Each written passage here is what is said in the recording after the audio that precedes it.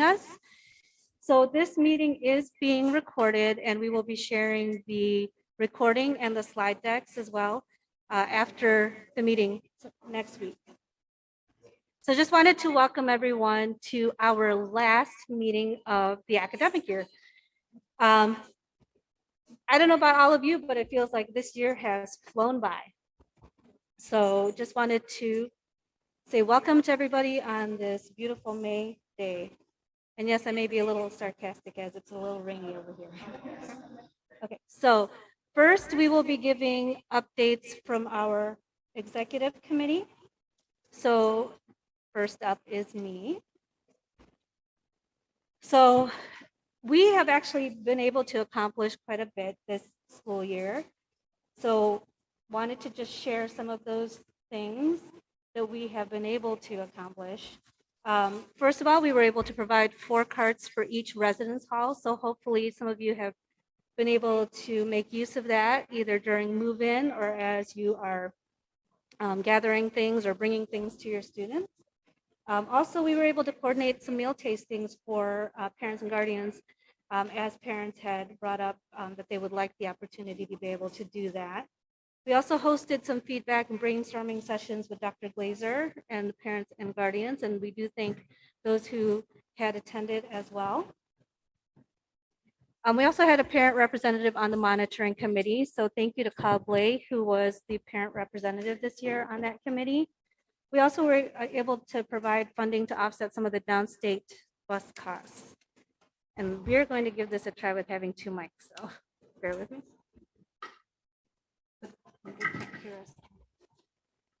Okay, so for those of you online, hopefully this is not creating a duplicate sound. Okay. So let us know in the chat if this is not working properly. But anyway, we're trying to make it so it's easy enough for those in person and online to hear. Okay, so we also were able to provide funding to offset some of the downstate bus costs. As some of you are aware, the cost of fuel and just costs in general have been rising. So we were happy to be able to provide funding to offset those bus costs, as well as being able to add an additional stop for downstate buses. And we do have to thank the Transportation Committee chairs for all the hard work that they've been putting in this year to make sure that those bus routes are running smoothly. And also to the bus stop coordinators for making sure the kids offloaded safely and also got back on the bus safely. We've also met with IMSA Fund to discuss funding options. We wanted to make sure that we have enough funding to be able to continue doing the programs, as well as, like we mentioned, with rising costs of everything, to still be able to have that be sustainable for future years. And PAC representatives have participated in admission sessions, both pre-admissions, and also we had the pleasure of having some PAC representatives participate in a virtual admission sessions for those that were accepted and wait pulled. And we have Glenn Engelberg here from the admissions department. So we thank him too for letting us get involved in that. We coordinated college day volunteers and also held a parent social. So for those of you who were able to attend the parent social last month, thank you. It was great to see so many faces here with us. And hopefully next year too, you will take the time to come into one of these in-person meetings if it is something that's convenient for you to do. Okay. So also we'd like to thank the representatives from IMSA who have come to our meetings, our sessions, and have given updates or shared information with us. From the President's office, Dr. Glazer; from the Principal's office, Dr. Comfort Claudia Anderson; from the Student Life office, we had Katie Berger, Dana Gannett, and Brittany Walker, who joined us throughout the year. From the College and Academic Counseling office, we had Yulia Yusin; residential counselors Mia and Raphael; student council Pranav, Manoj, and campus activities board Gerardo.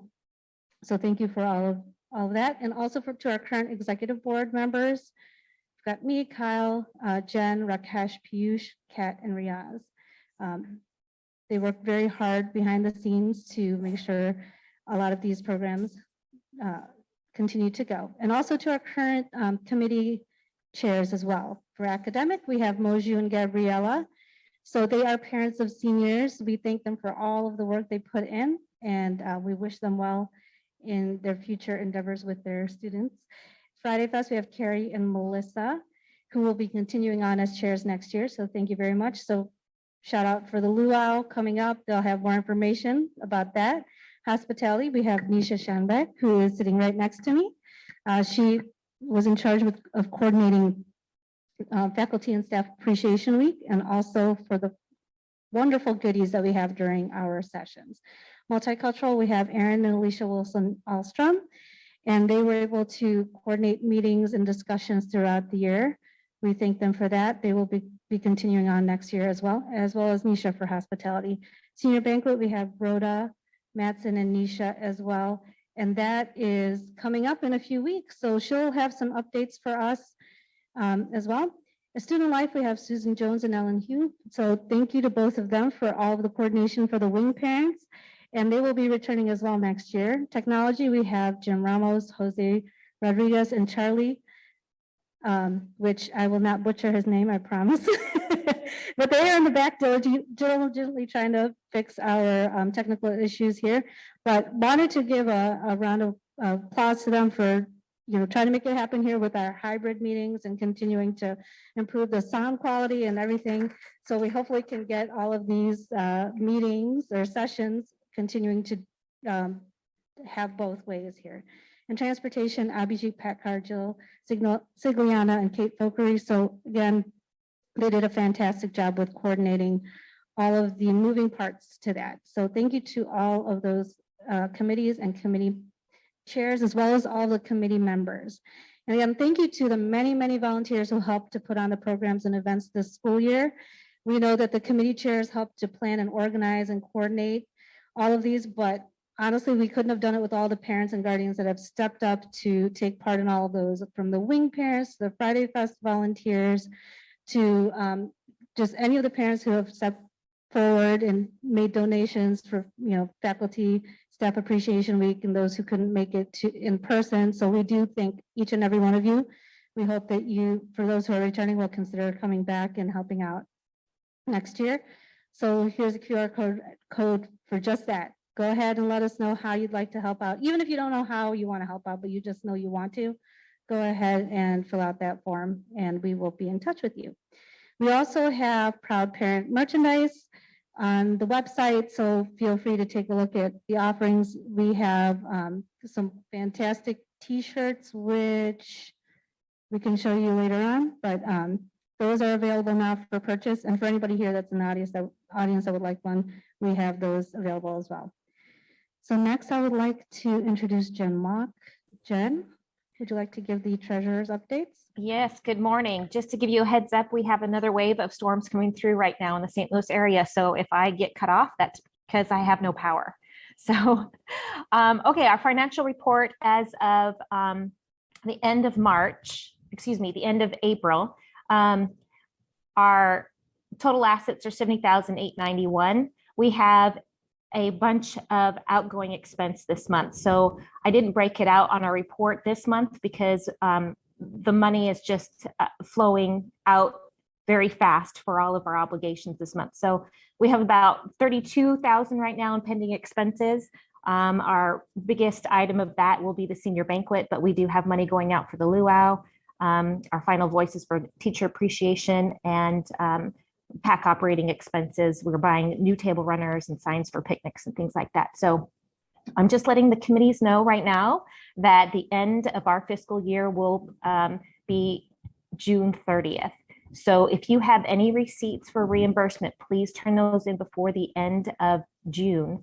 We will be rolling over to a new fiscal year, July 1st.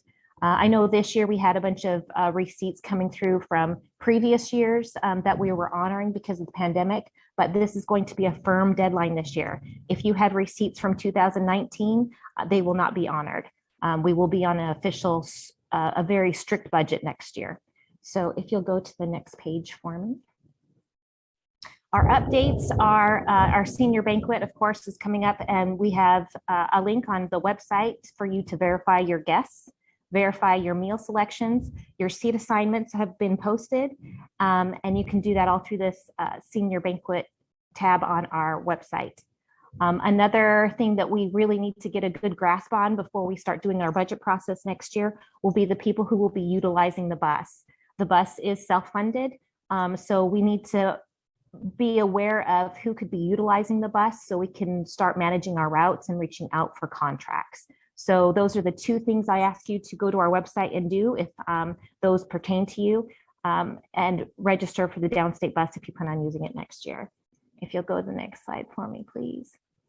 The Amazon Smile program, we have, since we have gotten our 501c3 reinstated, we are able to use Amazon Smile again. So if you're shopping through Amazon, please use this link to make your purchases and allow Amazon to register us under your account as the 501c3 that's receiving donations from your spending. If you'll go to the next slide for me, please.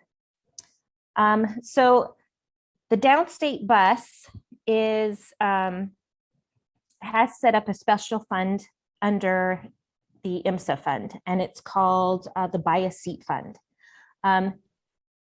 Because we are expecting those costs to escalate next year, we're asking that if you are giving any donations to the PAC, that you designate those through the IMSA fund to the downstate bus. And how you do that is you just go to the bottom of our website and click on the button that says donate to the PAC, and it'll give you instructions on how to donate those funds through the IMSA fund. I know, in fact, this week I got a little postcard from our employer that is starting up their matching program again, and they will match funds given through, pre-K through any postgraduate program. And so this would be a great way to double those funds that you give to the IMSA PAC or the IMSA fund, send it through that link, and hopefully we can double up our funds coming in if your employer is willing to match those. If you'll go to the next slide for me, please.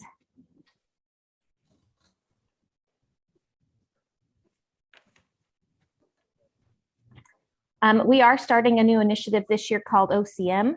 And what OCM is, it's an opportunity for parents and family members to purchase things like linens or gift boxes for their students that are delivered to school. So those will be mailed out. You should be getting them in your mailbox. They'll be addressed to the parents or family of an IMSA student. The IMSA student's name will not be on the envelope. It'll be just a generic, parent to the IMSA student. You can open that up and check out their website to see what initiatives they have going on. For instance, they sell extra long twin sheets, which can be hard to find in downstate areas. So, and those get delivered directly to your student at school. If you'll take a look at those or be on the lookout in your mailbox for that flyer, it'll be coming out sometime this summer. If you'll go to the next slide for me, please.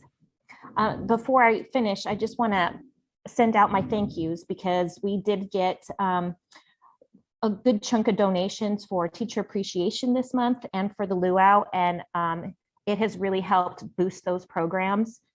They are going to have one fantastic luau this year, and I think Teacher Appreciation Week was pretty good too. As a reminder, the PAC bus does come down 6 times per year when the school is closed. So when the school's closed, those kids need to go somewhere, and the best place that they need to go is home. And if we can provide transportation for them to get home at a cheaper cost, that is our mission next year.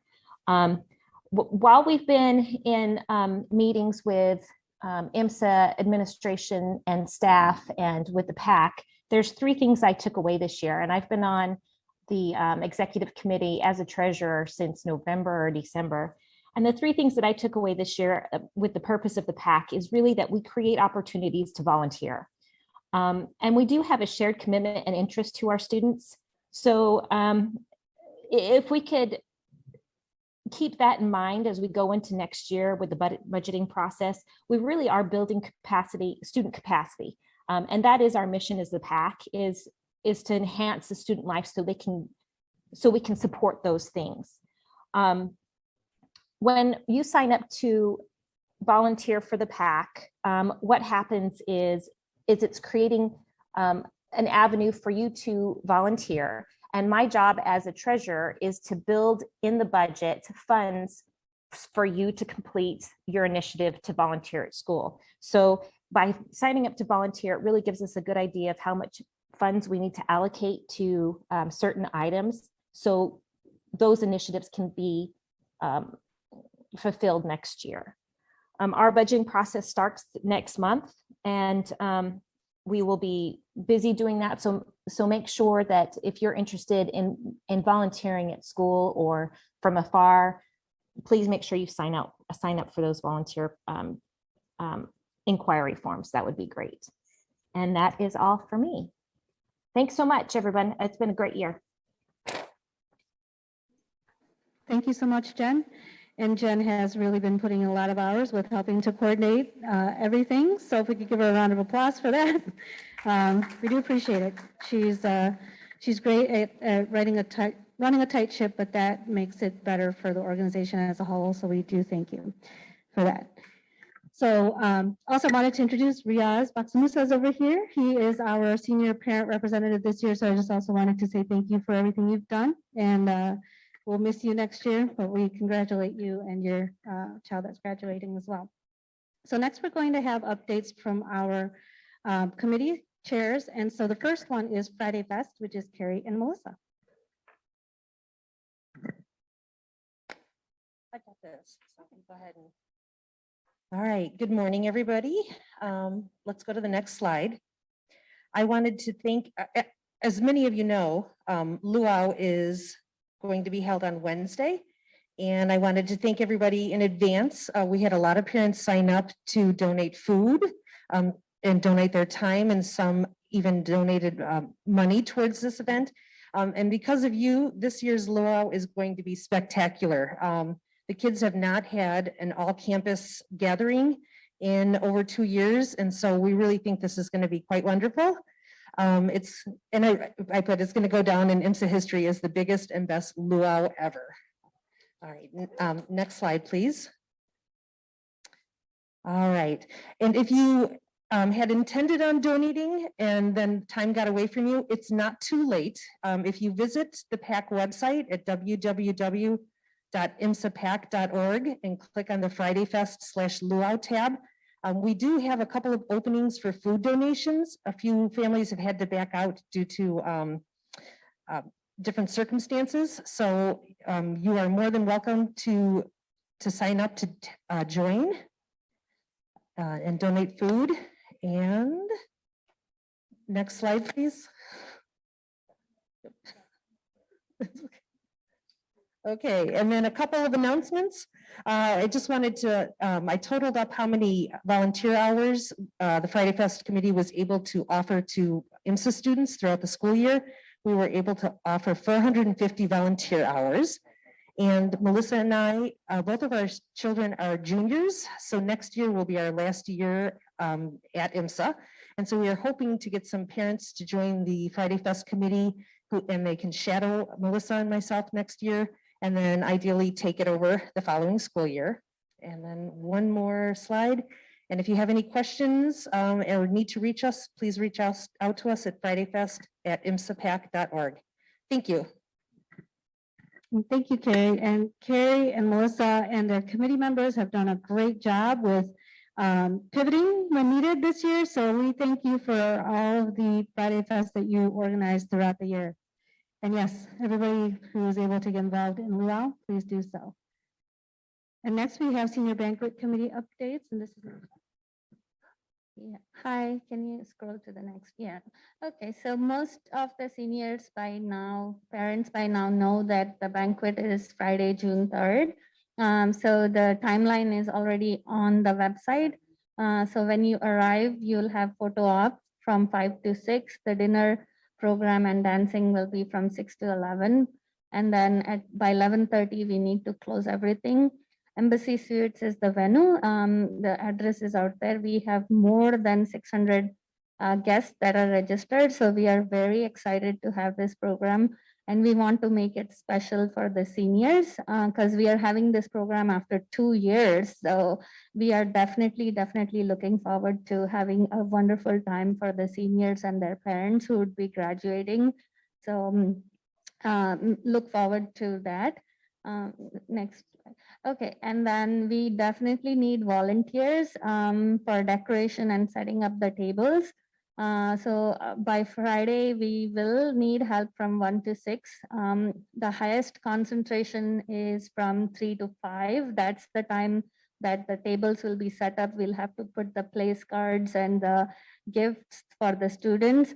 So we won't be having any registration desk or anything. So you guys just come in, do your photo op, and then just go to the place where you need to be seated. You can have that available on the website as well. So we do have volunteering opportunity for the students. So if any students come and help us from 1 to 6 or 2 to 7 or 3 to 9, however they want, we would be available to give them that hours. Rhoda or I can sign off on their sheet for volunteering opportunity. Next slide, please. All right, so we have the banquet layout and the seatings all available on the website. So you can go ahead and look on the website for PAC Senior Banquet, and then you can click on the link and actually look out at your meal selection as well as your seating placements. There will be electronic screens at every entry point to the banquet hall with the table number assignments. So please do look out for that. Okay, next slide, please. All right. So a lot of parents have asked us what we would have for the dinner. So adult entrees, we have given the choices of American chicken, vegetarian, and Indian entrees. Indian entree will be vegetarian as well. And then there's options for kid meals. I know there were questions about allergies. We don't know the process of their cooking or their food process, preparation process. So it's better to call up Embassy Suites and ask them if you have any questions regarding any of the food allergies that you may have. And it's always safe to bring your own food if your child or anybody in your family has severe allergies. All right, next slide, please. All right, for COVID precautions, it would be nice if you can test yourself. And then there's no, we won't enforce that on you, but it would be nice if you do that. And if you're feeling ill, please, it would be good to stay home and take care. So this, this is a part of celebration, very special for the seniors. So let's make it special for them. And room bookings, I wanted to mention that the room bookings are already done. They're all gone. So if you have to book any of the rooms, please call Embassy Suites. They will give you at a regular price. So they do have limited number of rooms. So please do call them and have your reservation done. Next slide, please. All right, if you have any questions or anything, just send it out to seniorbanquet@imsapac.org. And I wanted to specially request some of the volunteers that are here in this room. One is Riaz, Gabby, and Jen on the call. So, special shout out to them, and thank you so much for helping us out. Yeah, right. And if any one of us, you guys want to volunteer, please give us, send your emails at seniorbanquet@imsapac.org. All right, thank you, everyone. Have a good day. Yes, and they all have been putting a lot of hard work for this, so it will be a fantastic celebration. So really, if any of you have a couple of hours to spare on June 3rd, they could really use the help to make everything go smoothly. So again, just email them at seniorbanquet@imsapac.org. And we parents of seniors will really appreciate it because as you've seen, there are parents of seniors that have stepped up and gotten involved in the committee as well. So it'd be nice for them to be able to take a break that night and enjoy the celebration as well. Okay, next we have the academic committee. So Moju, I believe you are online, right? Yes, I am here. Good morning. Hi, good morning, My name is Moju Fatsurechi, and my co-lead is Gabriela Lima. We are both parents of seniors, and this is bittersweet to have the last PAC meeting for us. So if you go to the next, I just wanted to also take a moment before I go into the slides and express my gratitude for having the opportunity to be serving this community at this capacity and be able to make an impact for our students, and working with a fantastic team of volunteers as PAC, and also the administration, Dr. Akwaji Anderson, Mirda Martinez, and Amy Keck. It has been the best part of this role has been to work with Dr. Akwaji Anderson and getting to know how passionate and dedicated she is, and what she keep reminding us is how she's an advocate and her best interest is in the well-being of the students, and how she's trying to make this a better experience for each and every one of them, academically and socially. And she lives to those words, and she reminds us on every meeting. So she's the best advocate we could have, and this community is very lucky to have her as the principal. And I don't want to get emotional, but so let's go to the next slide so that I don't. Okay, great, perfect, thank you. So with that, so the opportunity that the students have is tomorrow to preparation for the final exam. The main building, the B wing, is open. The classrooms are open for the students to be using to finish their last minute projects and studying for the finals coming up. They could work independently or as a group. There will be snacks available, and there may be tutors available, but no promises, because tutors are also students who are also studying for their finals. So, but there might be a possibility there. So Amy Keck put this together and made us aware of that. So thank you for that. In the next slide, I wanted to also give an overview of what we did this year in terms of communicating all the general academic concerns from the sources that we collect. We also encourage specific concerns to be addressed directly with the faculty members and administration.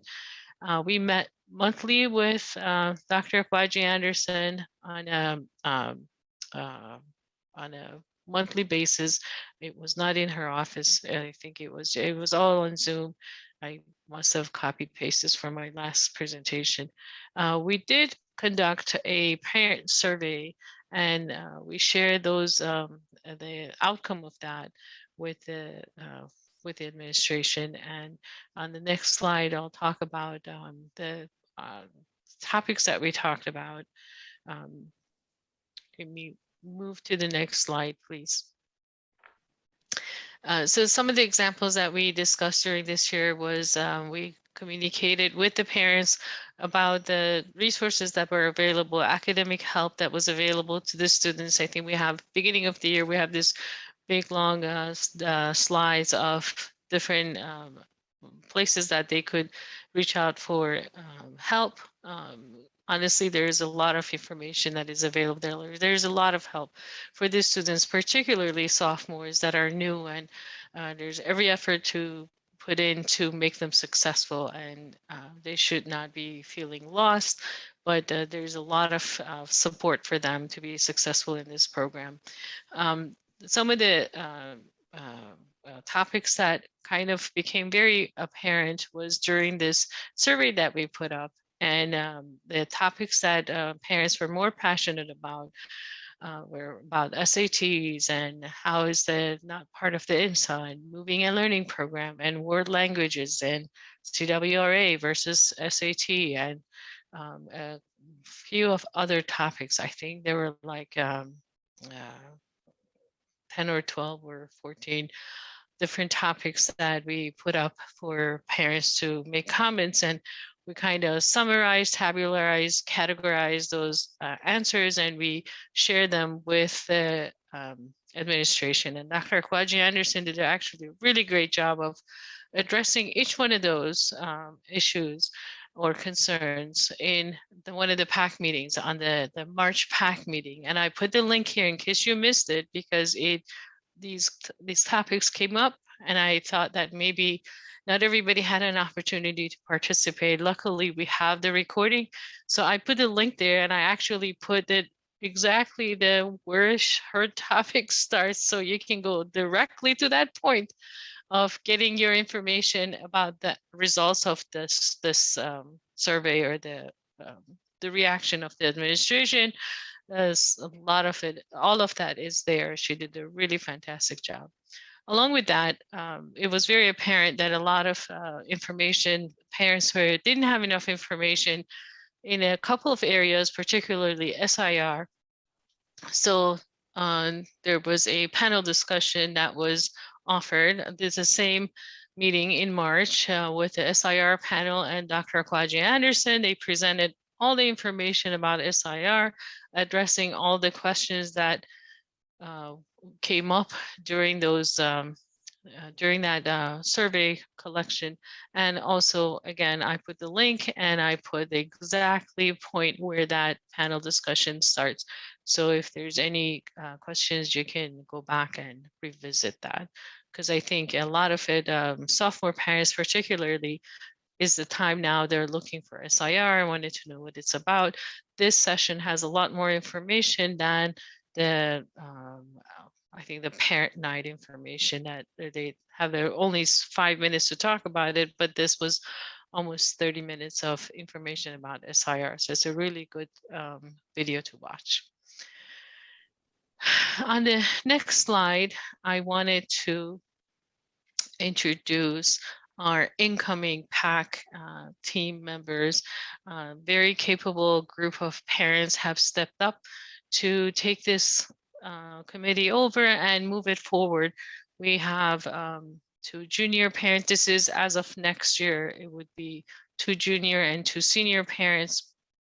And they're going to try to recruit some sophomore parents as they become acquainted with the program, so that we don't have this, so that there's a continuity, so that when as the senior parents move on, there's somebody else. So we had DK actually shadowed us the last few months, and so she's got a good handle of how to run this committee, and I have all the faith that they are going to do a really good job going forward. I think this is it for me, and I want to thank you and sign off. Thank you again, Moju and Gabriella, for helming this committee the past couple of years. We know all the work that you've both put into it. So again, thank you. If we could just give a round of applause again for everything.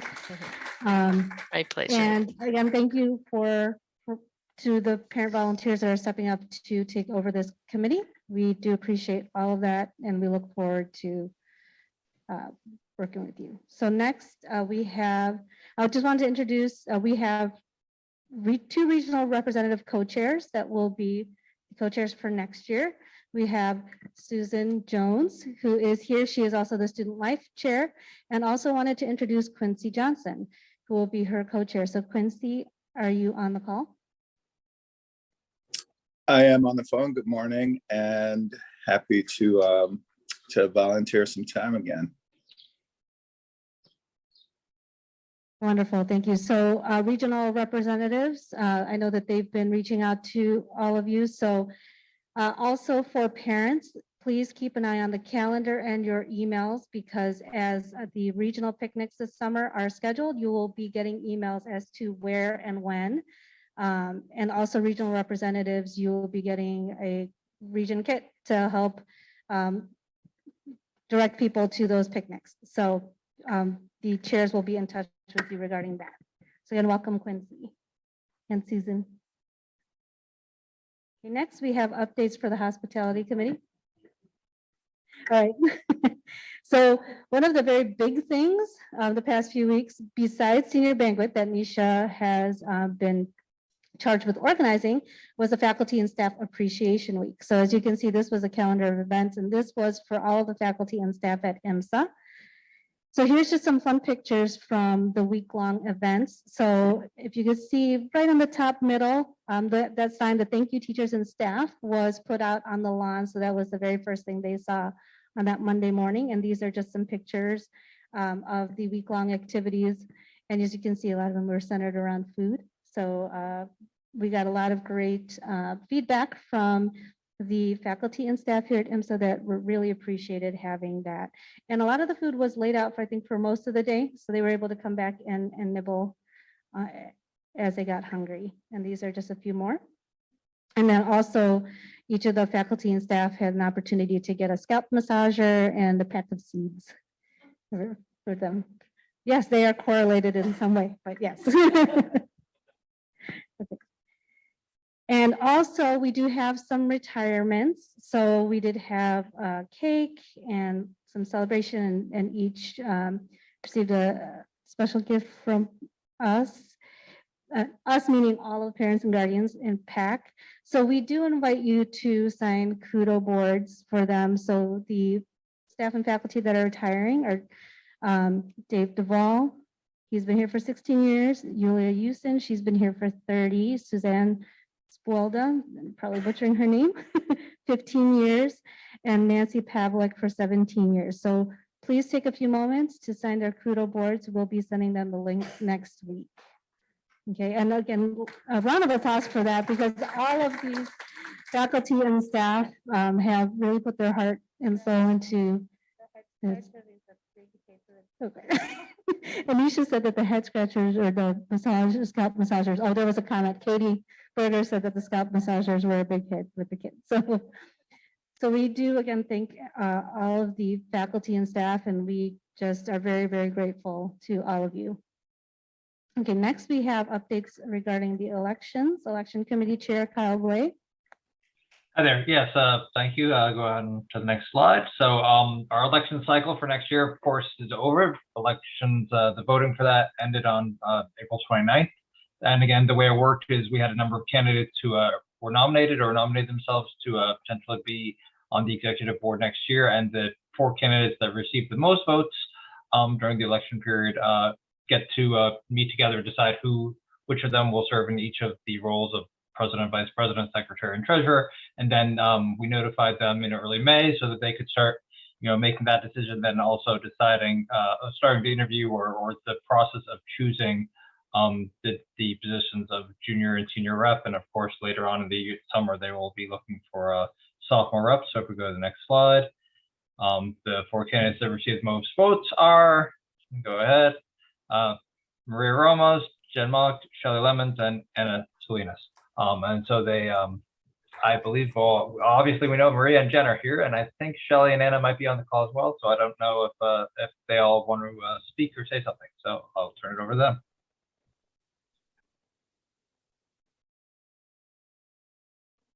Kyle, for coordinating the elections this year. We do appreciate it. And we are sad because Kyle will not be joining us on the board next year.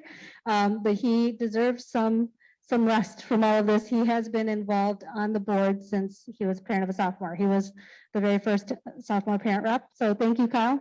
We're going to give you a round of applause too, because you put a lot of hours in. So we do appreciate that. So we did in fact meet. So the 4 positions will be returning as president. So I do look forward to working with all of you again. Thank you. And our vice president will be Shelley Lemons, and she is actually here. So if you'd like to say a few words. Hello, my name is Shelley Lemons, and I am a history professor at McHenry University in Lebanon, Illinois, and we live in Belleville. And my daughter Sasha is a junior and a rising senior for next year. I'm super excited to work with Maria and the rest of the team. Thanks. And then we do have Jen Mock returning as treasurer. I don't know if you'd like to say a few words, Jen, but I know we're glad to have you back. Okay, she might have dropped off the call with the power things going on. So next we have Anna. Sorry, I am here. I'm just putting links on the chat for the kudos boards for our retiring members. So yes, thank you for welcoming me back. Yay, I'm excited to get busy next year. Thanks. And then next we have Anna Salinas, who is going to be our secretary next year. Hi, I'm so excited. I just am beside myself. That's my family up there. I have my son, Andrew. He's coming to IMSA in the summer. He's in the SEAMS program. He just finished the Promise program also. My son, Matthew's next to him. He's going to be a junior here at IMSA. The little one, let's skip that. But I'm so excited just to help and just be here, and thank the Lord Maria's still president and we got a vice president, because I'm sitting there nervous. I'm like, I'll be secretary. But I'm excited. Thank you. Thank you. And we have hit the ground running. So I just have to say, Shelley and Anna, so glad we have not scared you off yet. Welcome. So they have been putting in the hours, and we have been working on interviewing candidates for the junior and senior parent representative positions. So for those who we have talked to, we do appreciate that. We will be making a decision on those positions in the summertime, and we'll keep everybody posted. So again, welcome to the new board members, and we're very excited. And next we have updates from the CAC office, which I know everybody's been waiting for, and Yulia. Slides, okay? I would like to say, just would like to take this opportunity and talk a little bit about not colleges, but about me and about life. So we're going to hold on a little bit, okay? Well, I was thinking this morning, so I've been in the CAC office for 19 years, and 17 out of those 19 years, I've been coordinator. So if I attended 6 PAC meetings, which I did religiously over the last 16 years, which means I attended over 100 PAC meetings in my life. And the reason why I came back again and again and again is because every time when I came to see you, you were so enthusiastic about me. You were so supportive. You were so kind. You were so encouraging that I wanted to come back again and again and again. And so I did. So I want to thank you from the bottom of your heart for all the support you provided, the CAC team, personally me, for welcoming me every single Saturday of every single month here, for allowing me to talk about our students, for championing all of our causes, for supporting every single endeavor that CAC office ever implemented, specifically the College Day, which is a really big one. So thank you from the bottom of my heart. I also would like to say something else that is related to it, but it's a little bit awkward. So pre-COVID, there was a really fine tradition when PAC invited 4 CACs as their guests to attend a senior banquet. So then something happened, COVID happened, and then post-COVID happened, and everybody had sort of like Alzheimer's a little bit. So what I would like, Maria, if we can remember for next year, we're going to have 3 new CACs, well, two and a half.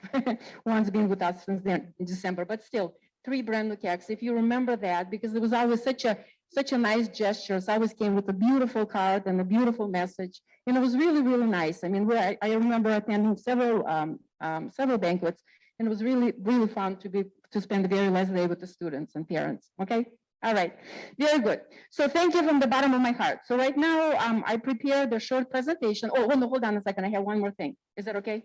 Okay. So some of you probably, or many of you probably are anxious and wondering what's going to happen with the CAC office. The CAC office will survive, trust me, without me.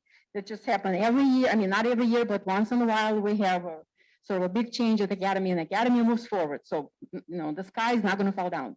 However, here's what I want to assure you with.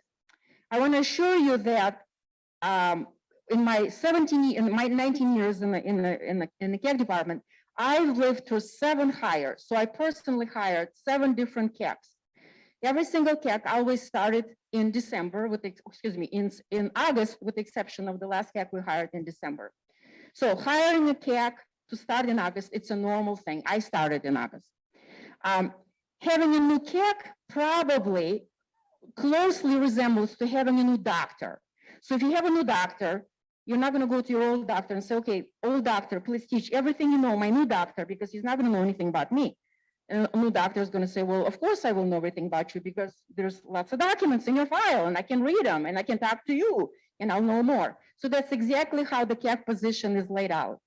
We collect lots and lots of documents, as you know, the parents of juniors, during spring of junior year, when we conduct family college conferences. So we collect 3 documents from students: comprehensive self-assessment, comprehensive autobiography, comprehensive resume. And we also collect a very comprehensive parent questionnaire from parents. We use those documents in addition to teacher comments that are written for each student over the last 2 years to write our letters of recommendations. Our letters of recommendations are not written on my personal account with a student because that's not my job. A job of a college and academic counselor is to summarize everything that everybody said about that student. That's why we're probably the only high school in Illinois that asks for parent support, because nobody knows your students better than you. So in fact, my best letters of recommendations are always written sort of a slightly in the plagiarizing fashion. I pretend it's me, but it's really not me. It's the mama who's talking out, who's saying all those words, because that's how it works. The second thing I would like to assure you is that when we hire a college and academic counselor, that person comes with incredible experience, vast experience in writing letters of recommendations. It's part of our job. It's what we do for a living. So it's a skill that all college and academic counselors have. Furthermore, when we always had in the past a brand new CAC, well, like I said, I lived through the 7 hires. I made sure, in that tradition, I guarantee you will continue. I made sure that we read our letters of recommendations together. So the 4 CACs every week will sit together and read each letter of recommendation. We also keep them in a shared files, which means we have access to them all the time of all letters of recommendations. So there's lots of internal support. So I would like to reassure you that the letter of recommendation that will be written by new CAC will not be punitive, because that's not the job, will not be generic, because that new CAC has lots of information. It will be a summative kind of a account of everything that is in the student file, plus the teacher letters, the teacher comments that are there in PowerSchool. Does anybody have any questions about that?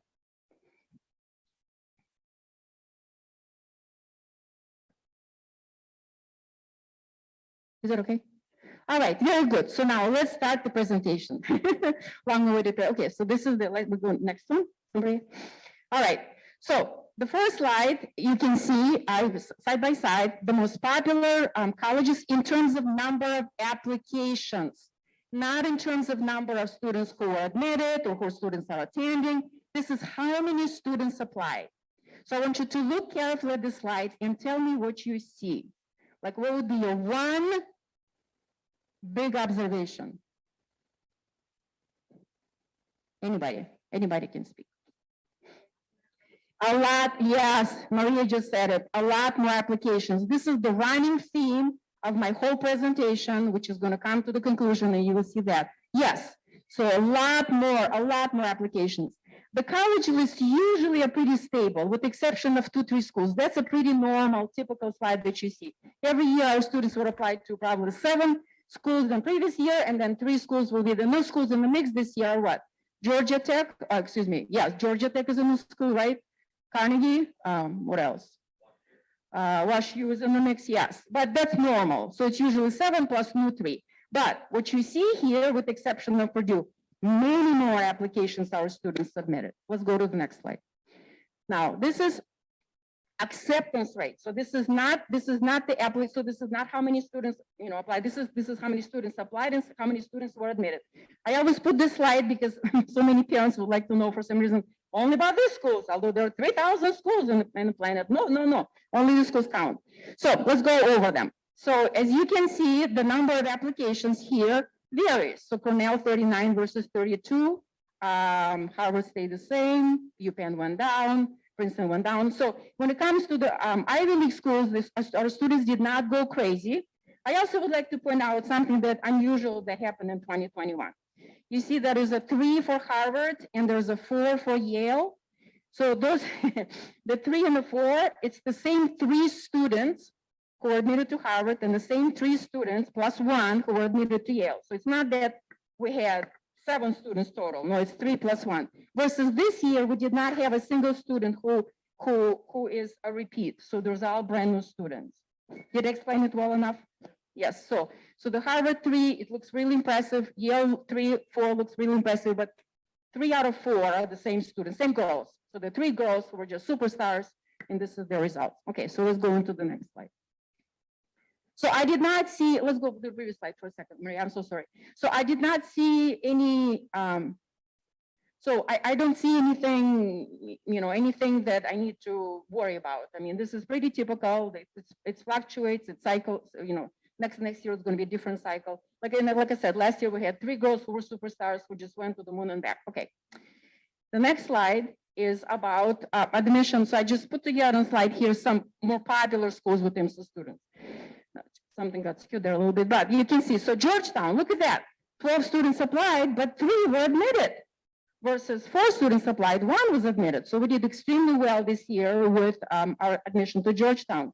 Out of those 3 students, 2 actually will be attending, which is really spectacular. New York University, look at that. So 22 students applied, 6 were admitted. Last year, 20 students applied, 2 were admitted. So like I said, so college admission process sometimes is really, really cyclical. Northwestern, 61, but look at that, 5 and 13, right? University of Chicago, fewer students, fewer admits. University of Michigan, so 27, 18, 71, 47.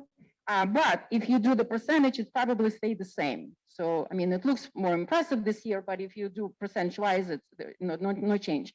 Now, Georgia Tech, that was really huge this year. I don't know if you know, but Georgia Tech admission rate for out-of-state students is about 11%. So it's almost impossible to be admitted to Georgia Tech as an out-of-state student. And look what happened to us this year, incredible. 51 applied and 13 were admitted. And last year, seven were admitted. Stanford, the numbers went up. Caltech, the numbers went up. And then Duke, the numbers did not go up. Numbers almost the same. Okay. All right, so this is overall numbers. This goes back to Maria's original comment, will be at the bottom. So overall, so REA stands for Restrictive Early Action. So that's the Harvard, Yale, Princeton, Stanford. So those are the colleges that allow students to apply only to them early and no other private school early. Students can submit early application to a state university like University of Michigan or Georgia Tech, but not, let's say, to Northwestern or University of Chicago.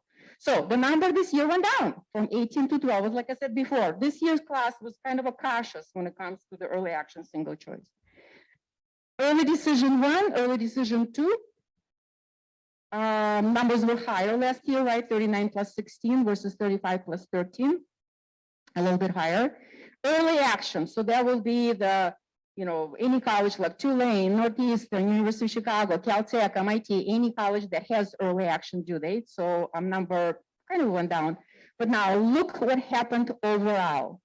So students in the class of 2022 submitted way more applications for regular schools with the regular admission due date than ever before. And I mean ever. I mean like since 1987, ever. So not since 3 years ago, since ever. We've never, ever seen such high numbers. Last year was pretty high with that, but this year is just astronomical. So what it means, and look at the bottom, 5 seniors alone submitted 141, so do the math. I don't know if anybody can do that math. How many? 20? 28 applications per student. Here's what it means. We're gonna, don't flip the slide yet, Maria. Here's what it means. When a student applies to 28 colleges, and every single college has a supplemental essay that starts with, where are you applying to us? Do you think a student can really truly answer that question for 28 schools? It's humanly impossible because our colleges will blend together. And the students say, well, I'm not sure, I forgot. I think you're in a different state, that's why I'm applying to you. So that's what happens when a student submits astronomical number of applications. Never mind 28 times 50, that's how much parents paid just on fees. But that's not my comment to make. I mean, that's, it's your pocket. But what I would like for you to remember, if you forget everything about me next year, just please remember that slide. And those of you who are parents of rising seniors, please have a conversation with your student. It is impossible to declare love to 20 people, 20 colleges, and colleges would like for you to declare love. Student who is admitted, student who is hands down, knows exactly why he or she applying. It's almost impossible with this kind of numbers. So let's go into the next slide. All right, so this is a special slide I always put together because you're always interested in University of Urbana-Champaign. This is really, really cool. So we had 165 applications this year. Okay, so here's a little quiz. How big is our senior class? It was on the very first slide. 198, yes, yes. How big was the last year's senior class? It was on the first slide. 199. So here it's a really, really cool scenario we have this year where the numbers didn't change, but the results are so drastic in terms of number of applications. So 165 applied, 144 were admitted, 8 were waitlisted, and 13 were denied. Okay, so that's our numbers. This year, 43 seniors will enroll as opposed to 53 seniors last year. Okay. The GPA range of D students, so the denied students, not D students, denied students, they're not D students. Denied students was from 2.2 to 3.2. The 3.2 student was an anomaly. And in fact, we called UI right away when we saw the numbers and like, what happened? So they looked in and said, we don't know what happened. So the student should appeal, but the student never did. Student decided to attend different school. But if a student would have appealed, the student would have been admitted because they truly did not know the answer to what happened. Now, the bullet number 5 was really super important. 33 out of 165 of our applicants declared computer science as the main major, first major. Okay, remember there's a first and second major. And then 20 of them were admitted into that first major. And 60 of them were admitted into the second major, were denied from the computer science major, but were admitted into math or physics or what you have it. So I don't know how many of you know, probably only the parents of the seniors. So this year, University of Urbana-Champaign went with a common application. You know what it meant? That meant that every cat and a dog in the state of, not in the state of Illinois, in the state of Illinois, and then in every single state in the United States of America applied for the computer science major because it was so much easier. So their numbers were through the roof.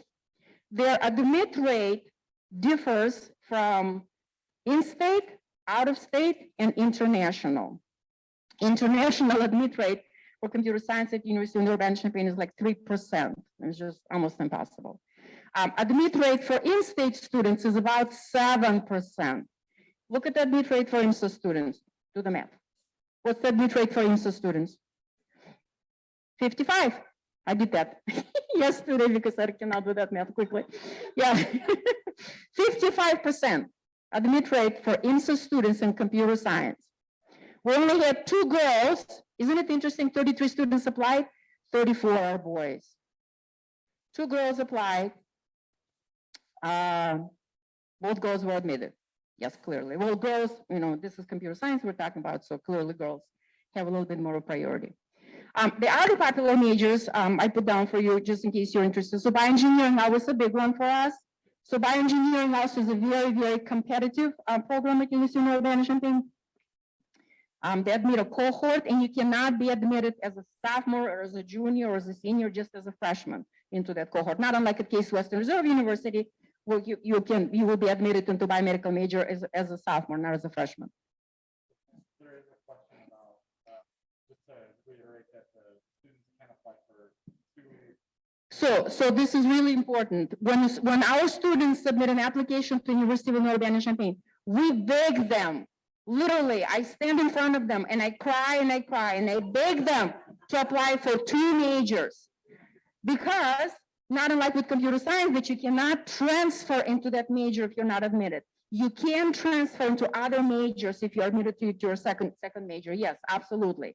We still have every year, I didn't look, I should have looked it up to see how many students only submitted the application for 1 major, but that number goes down every year because we're just, every fall, just pleading with them, please apply for 2 majors, so you'll be considered. So bioengineering, biology, followed by aerospace engineering. Those are the 3 most popular majors after, clearly, computer science major at the University of Urbana-Champaign.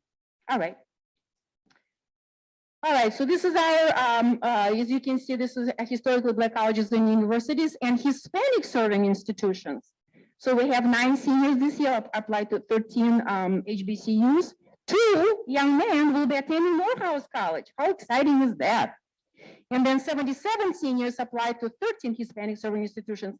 And I just want to always to remind you, University of Illinois in Chicago is an officially Hispanic serving institution because 25% of their population is Hispanic. So that's why our 77 seniors, the number is so high, because all of them are dying for the GPPA program that UIC has for the guaranteed medical program.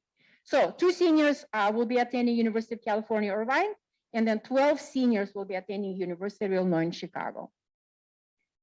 All right. All right, so this is our universities abroad, also really kind of a cool slide. So we have 22 seniors this year who applied to 15 universities. And look at the bottom. This is where our students will be attending. This is so exciting. Last year, we only had 1 student who chose to attend the University of Waterloo in Canada. And now this year, we have my senior, my girl, is going to Spain. So IE University in Segovia, that's in Spain. We have 1 senior who will be attending University of British Columbia, that's Kara's student.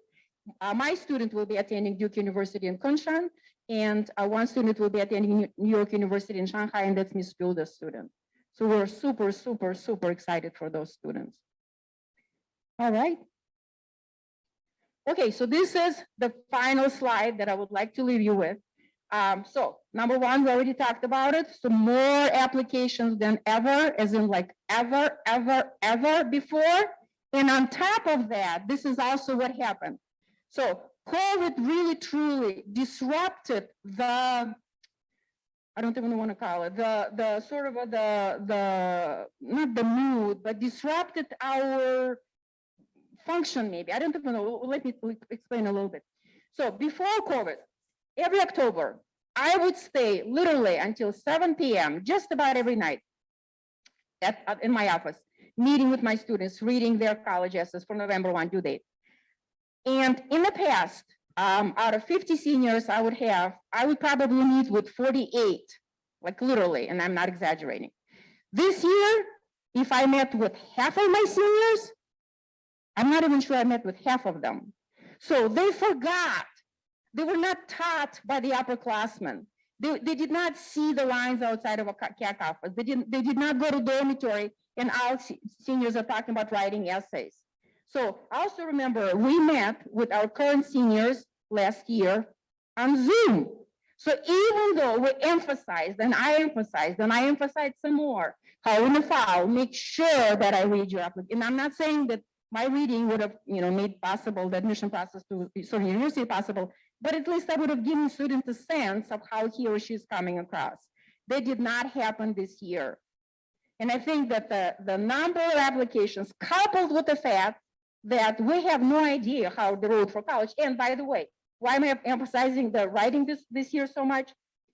So last year was spent online, which was the most important junior year. So colleges were more cautious about the grades.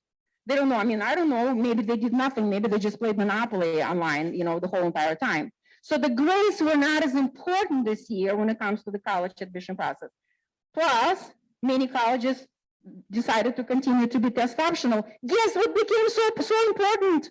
The writing became absolutely crucial. Absolutely crucial. The writing and your list of activities pretty much drove the whole college admission process this year. And now, so the third observation, this observation actually came not only looking at our student applications, but also talking to my colleagues across the board in college admission. And guess what happened this year? During COVID, while many private colleges and universities and public colleges and universities clearly suffered from lack of revenue, right? However, some private schools were able to keep the doors open. Like University of Chicago never closed the doors. So students went to school last year every single day. Public universities, most of them went online. Guess what happened with the revenue? It went down. So what do they need to do this year? They need to admit more out-of-state students to compensate for lost revenue, because out-of-state students pay a bigger bill.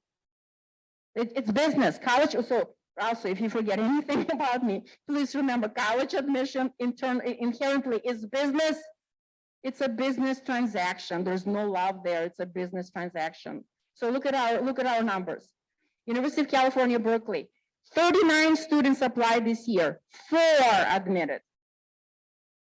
Last year, 17 applied. How many were admitted? None, which was typical. University of California, Berkeley typically will admit 1 or 2 of our students, typically, not 4. Georgia Tech, where you talked about that, right?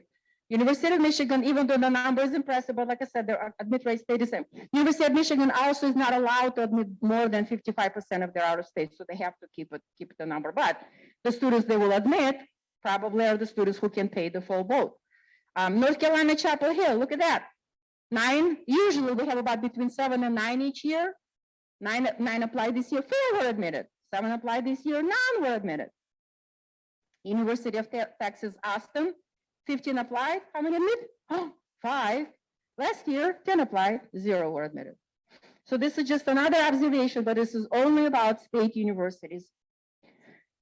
Absolutely. So for your assessment, what would you say the reason of all-time number of high college applications? Were there a perceived sense of doubt in the acceptance rates from the universities coming out of the pandemic year? So it's not, so right, so not from the university, from the students. Yeah, that's a good question. So why did our students go crazy and applied in such a great numbers? I want to say the reason is twofold.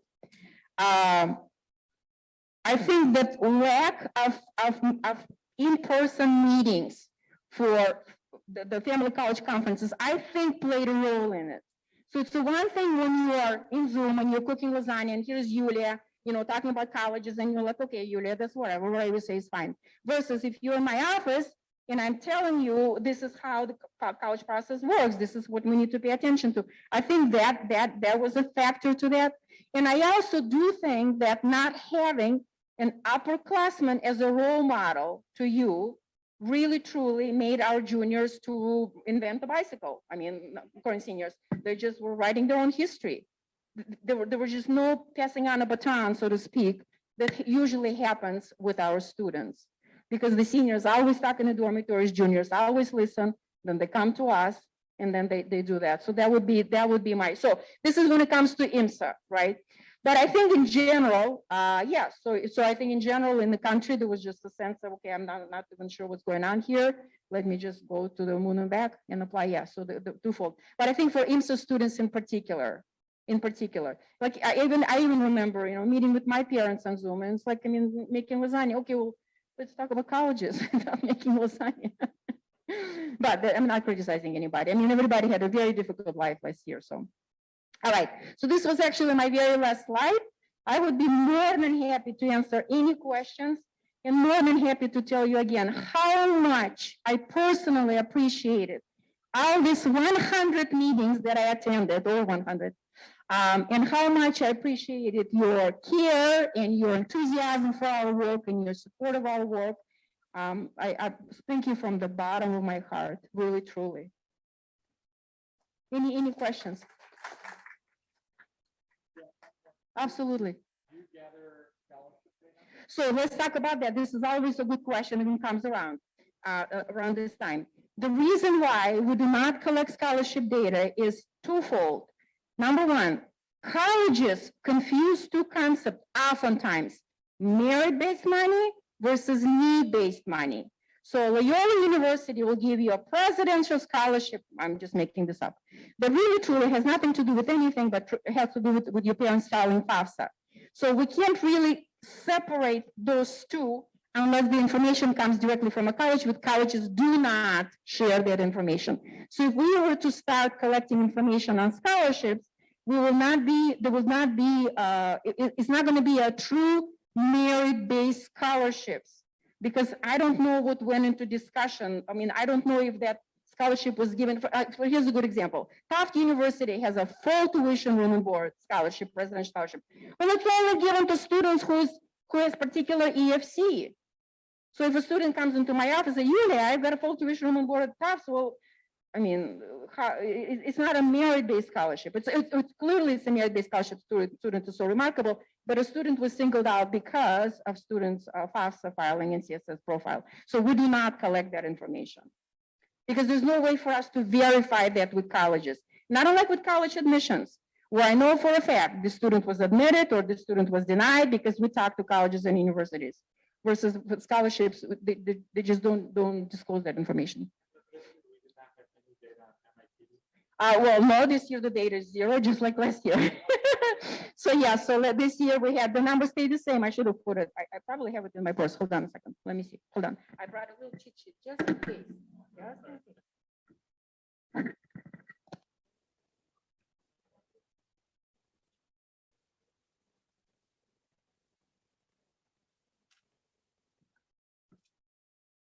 No, I did not put it. There's no MIT here. There's no MIT on my cheat sheet, but the number is 0. So this last year was 40 some applicants. This year it's 40 some applicants. Last year nobody was admitted, and this year nobody was admitted to MIT. So MIT. So also you forget everything. Just remember that MIT. The student who's admitted to MIT is not a well-rounded student.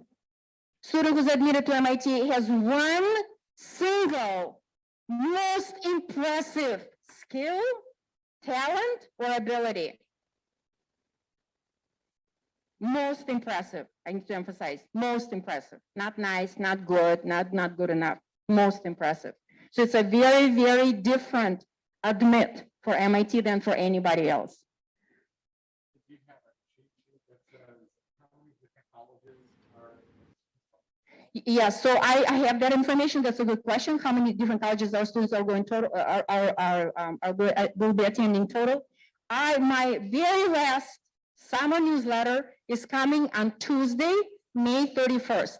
There's going to be a really cool little write-up about our seniors, and you will see the number of colleges they're attending. You will see the number of state, in-state, out-of-state. So everything will be there. Yes, May 31st. Oh my goodness.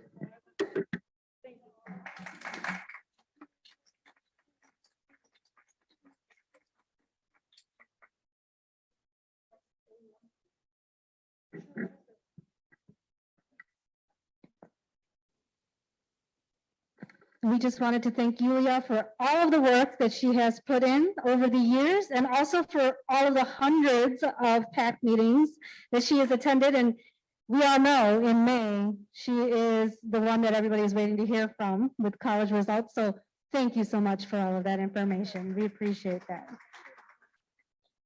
Okay, next we have Dr. Comfort Aquaji Anderson. All right. Hi, everybody. It's so good to be here. I am going to start by a word of appreciation. I really want to send out a huge thank you to Moju and Gabriela, who served as the PAC Academic Committee representatives and met with me at least once a month for 2 years in my tenure as principal at IMSA. I have really enjoyed meeting with them. They advocated for our students, and it was just great to work with them. I am looking forward to working with DK and the other incoming members of PAC and of the PAC Academic Committee, and also the new PAC executive. So thank you so much. I'll start with graduation. That's a hot topic. So tickets were sent this week. We have no extra tickets left, just so you know. And this year, NIU decided that they'll have general admissions. So, everyone would just come with the tickets and then can go in. Anyone 2 years and older will require a ticket to enter the venue. So just keep that in mind. Brunch is going to be served from 9 to noon. So as our students are moving out, please feel free to stop by and get some brunch. Students are due in the gym for lineup, all dressed up and ready to go at 1 o'clock. The doors at NIU will be open at 12:30 p.m. So that's the graduation related information. If you have questions or something comes up that I didn't address, please shoot myself an email and Murda. She is coordinating all of this. And so let us know if you have questions and we'll make sure that we answer your questions. The next thing I wanted to talk about is the final, we're getting close to the end of the year. So final grades. Quarter 4 ends on May 27th. Final exams start on May 31st. And the faculty are expected to communicate to students and to you families any failing grades via email by 5 p.m. on Thursday, June 2nd. All grades are due by 5 p.m. on Wednesday, June 8th.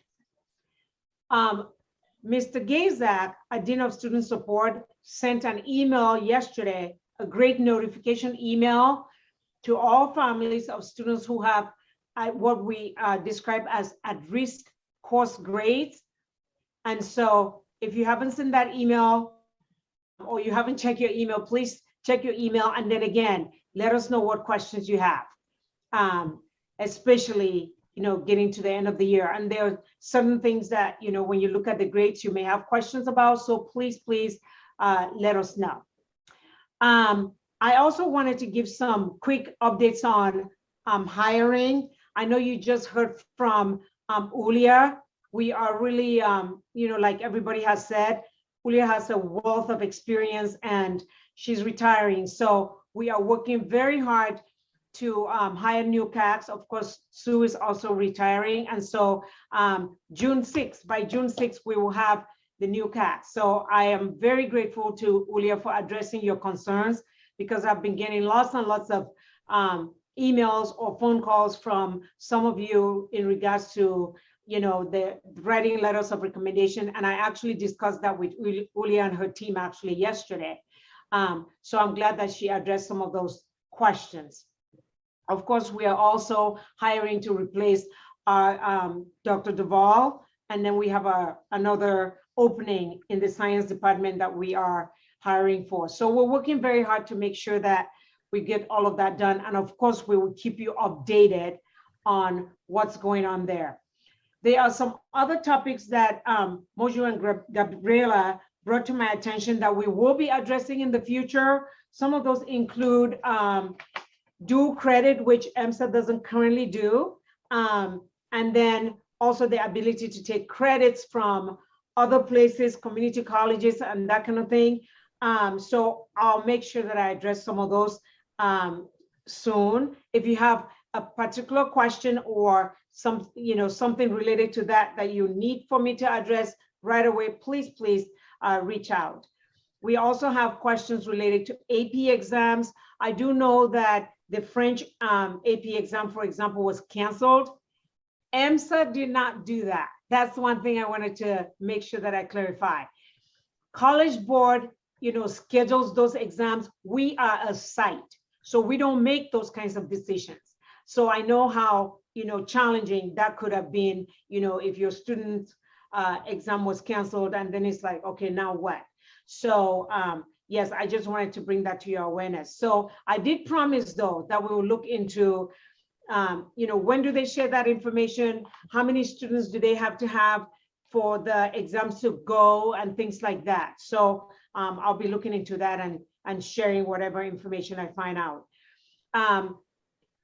We also discussed the different programs like the National Honor Society and Mu Alpha Theta, and I heard parents were concerned about not getting information about those kinds of organizations. We'll make sure the students get that information. So we'll just, I would encourage you to talk to the students and see if they get that information, and then we will make sure that we share. Katie and I are always making sure that we provide updates to you all. So we will make sure that we cover some of that kind of information. I also got a lot of emails, calls, concerns about BC1, that our students are, it's hard, the students are failing. I am looking into that to see what's going on. And so I wanted to make sure that you are all aware of the fact that we look at student data on an ongoing basis to see how they're doing. If we notice that a lot of students are struggling with a course, then we actually work with the teachers to understand what's actually going on. The other concern was about tests or homework scores not being put on PowerSchool. And I shared with Gabriela and Mojo that sometimes, I'm not trying to make excuses for teachers. So I want to make sure that I'm clear about that.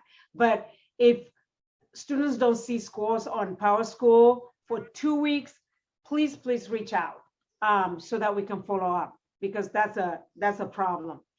If there are other things that you have questions about, please be sure you reach out and let me know. I'm looking forward to graduation, and I'm looking forward to getting to interact more with all of you. Thank you. Oh, sorry, there's a question that came in for you, which is, Okay. So we've got, sorry, 2 questions. I'm gonna go back up. Okay. Hang on, sorry. If I can figure out how to go back up. If you can Okay, speak a so it little would be louder, nice that to would be know- great. I can't hear very well. It would be nice to know from alumni who retake calculus in college if IMSA's BC calculus is easy or more difficult than it should be. To hear from alumni, you said? Yeah. Oh, that would be, I think that would be a quick research study. So, I mean, we're having some alumni who are going to be presenting here today, right? That might be a good question we ask them. We'll see what they say. okay, and we will definitely bring that up during the panel right after this, and that's a great plug for everybody to stay on and listen to our alumni panelists in just a few minutes. Very And cool. I will actually take a quick moment to welcome the alumni panelists who are joining us via Zoom, and to let you know we're just wrapping up the meeting and then we will dive in. But also, Dr. Comfort, there was just some clarification that some parents wanted to know. Hold on a second.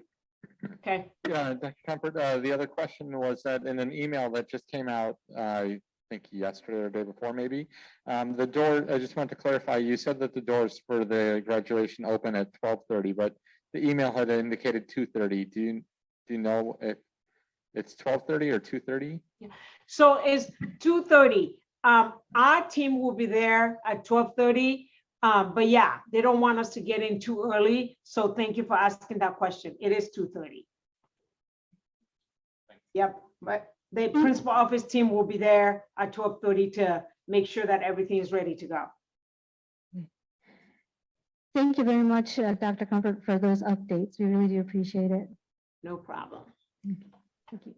And I do apologize. I realized that there was a slide that was missing from this deck, but I did want to ask Sue Fricano if she could give information on internships. Are you still on the call, Sue? Yes, I am on the call. Can you hear me? Yes.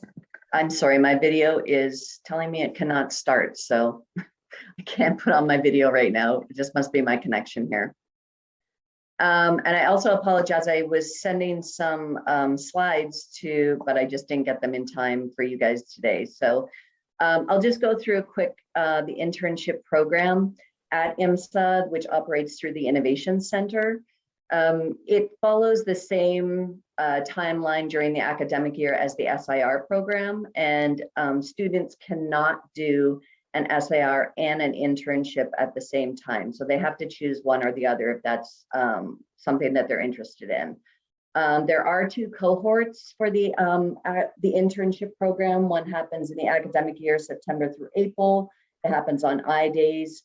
The internship program is only for rising IMSA junior and seniors in good academic standing. And it does require them to do a business research paper, which they will present at IMSA Loquium.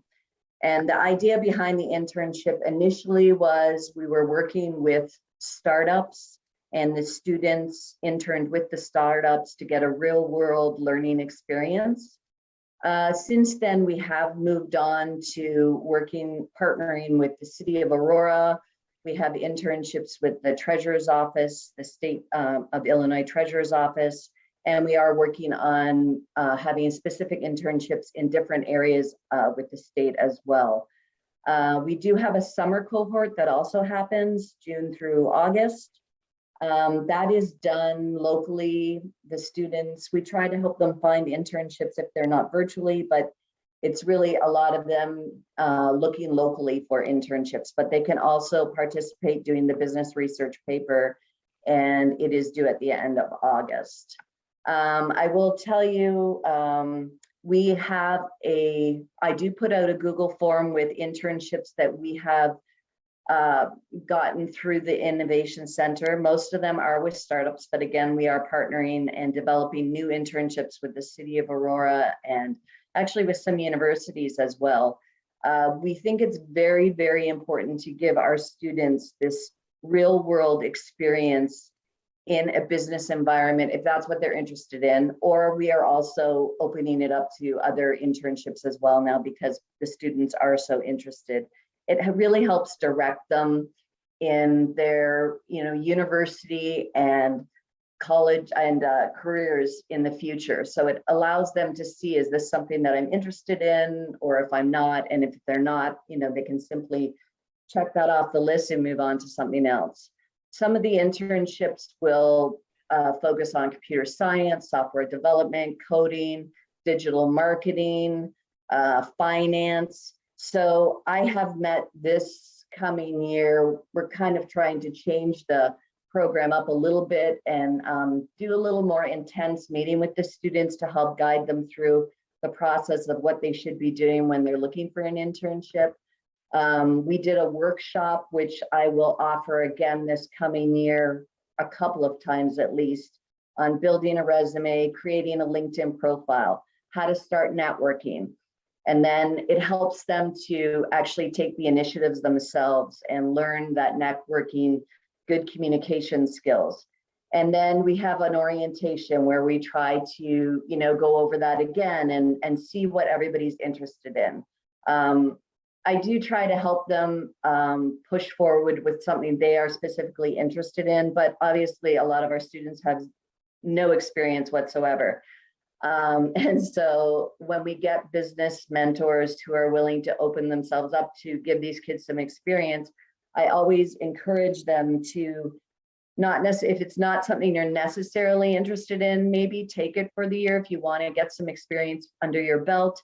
And, worst case scenario, it's not something that you want to do, but you're getting some great experience, especially with the startup environment that we work with. They get an incredible experience. They meet with teams, they get business, finance. I mean, they really see a big picture. And their presentations at IMSA show that, and their research papers show that. They're all on Digital Commons. So if you ever want to look it up, you can go onto our Digital Commons, and as long as the startup is comfortable with posting the information that they've learned, I do put all of their research papers and infographic posters on Digital Commons for them to display. Let me see what else. We've worked also with a lot of the innovation hubs in downtown Chicago previously, 1871, M Hub, Matter, Bureau of Gravity, which is in Aurora. And it's just a really great program to give your students an experience. They can do it their junior and senior year, or they could just pick one to do it. They could just do it in the summer.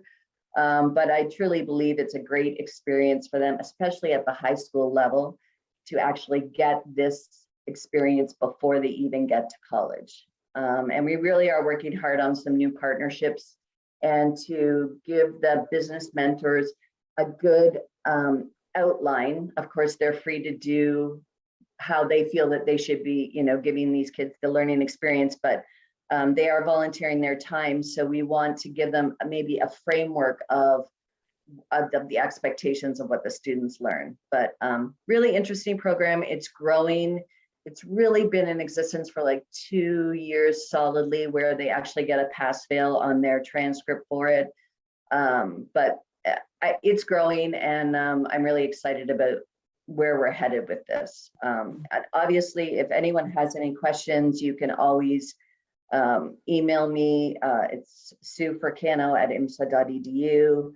And all of our information is on the webpage under the Center for Innovation under internships. So you can always get in touch with us that way too. And thank you very much for inviting me to come and speak. I would love to come again whenever in the new year as well. Thank you. We have put the link to the internship page in the chat. So for anybody that is interested. And also there's information there too, if you know of any businesses that would like to be business mentors as well. And Sue Piyush raised his hand. He has a question for you. Yeah, thank you. Thank you, Maria. Hi, Sue. This is Piyush.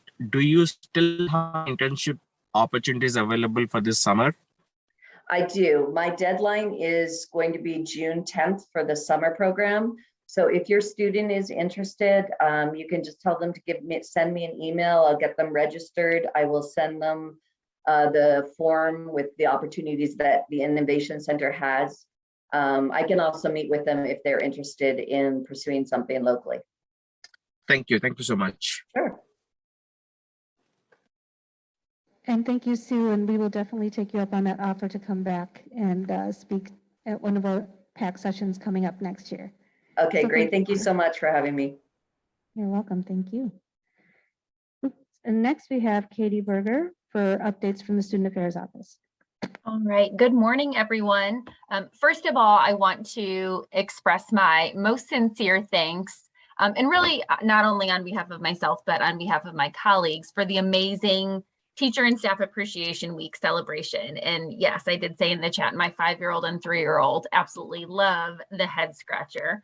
And speaking of them, I really wanted to be in person with all of you for the last PAC meeting of the year, but we have a 3-year-old birthday party that is starting in just a little while. So I had to join virtually today, but I'm glad that that's an option so that I'm able to be here with you.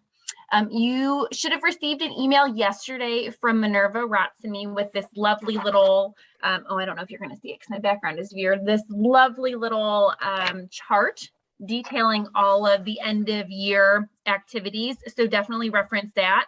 An additional email was sent out this morning by Erin Ryan, our Director of Residence Life, that was more grade specific about the move out process. That information will be repeated in Titan Tuesday, but because we know it's so important for you all and families are making plans now for move out, we wanted to make sure that you had that information sooner rather than later and a few times.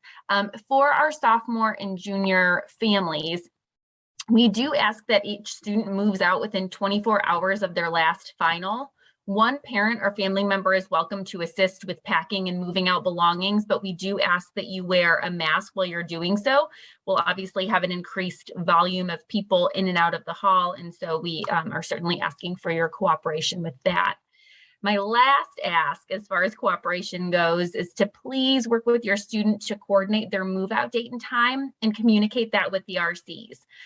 The RCs that week of finals are kind of on call every day to be able to accommodate student move out times. And we certainly want to be respectful that they are whole people and have other obligations and commitments. And so if you can communicate that sooner rather than later, what your plan is, it will allow them to plan accordingly for not only work responsibilities, but also responsibilities outside of work. For seniors, you do need to have all belongings out of the residence halls by 12 noon on Saturday, June 4th, which is graduation day. Please, if you as parents or family members are on campus prior to June 4th, just take a carload with you. Just start taking things home. So that way you have an easier move out process on June 4th, if that's an option for you. Again, one parent or family member is welcome to assist with packing and moving out belongings. And we do, again, ask for your cooperation in wearing a mask, as we know that there will be an influx of people.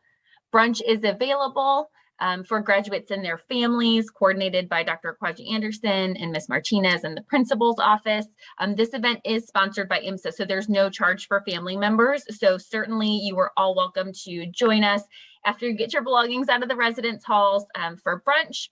If you prefer to go off campus and have something to eat, that's okay. Make sure your student is back by 12:45 because they do need to ride the bus. I've gotten questions about, do they need to spend the night on campus on Friday, the seniors? Nope, they can go home or to the hotel with you. They do need to ride the bus though with us to graduation. So make sure they're back on campus by 12:45. Looking ahead to next year for our returning students, please complete your registration forms. We've transitioned those to Power School to hopefully make the process a little easier for you.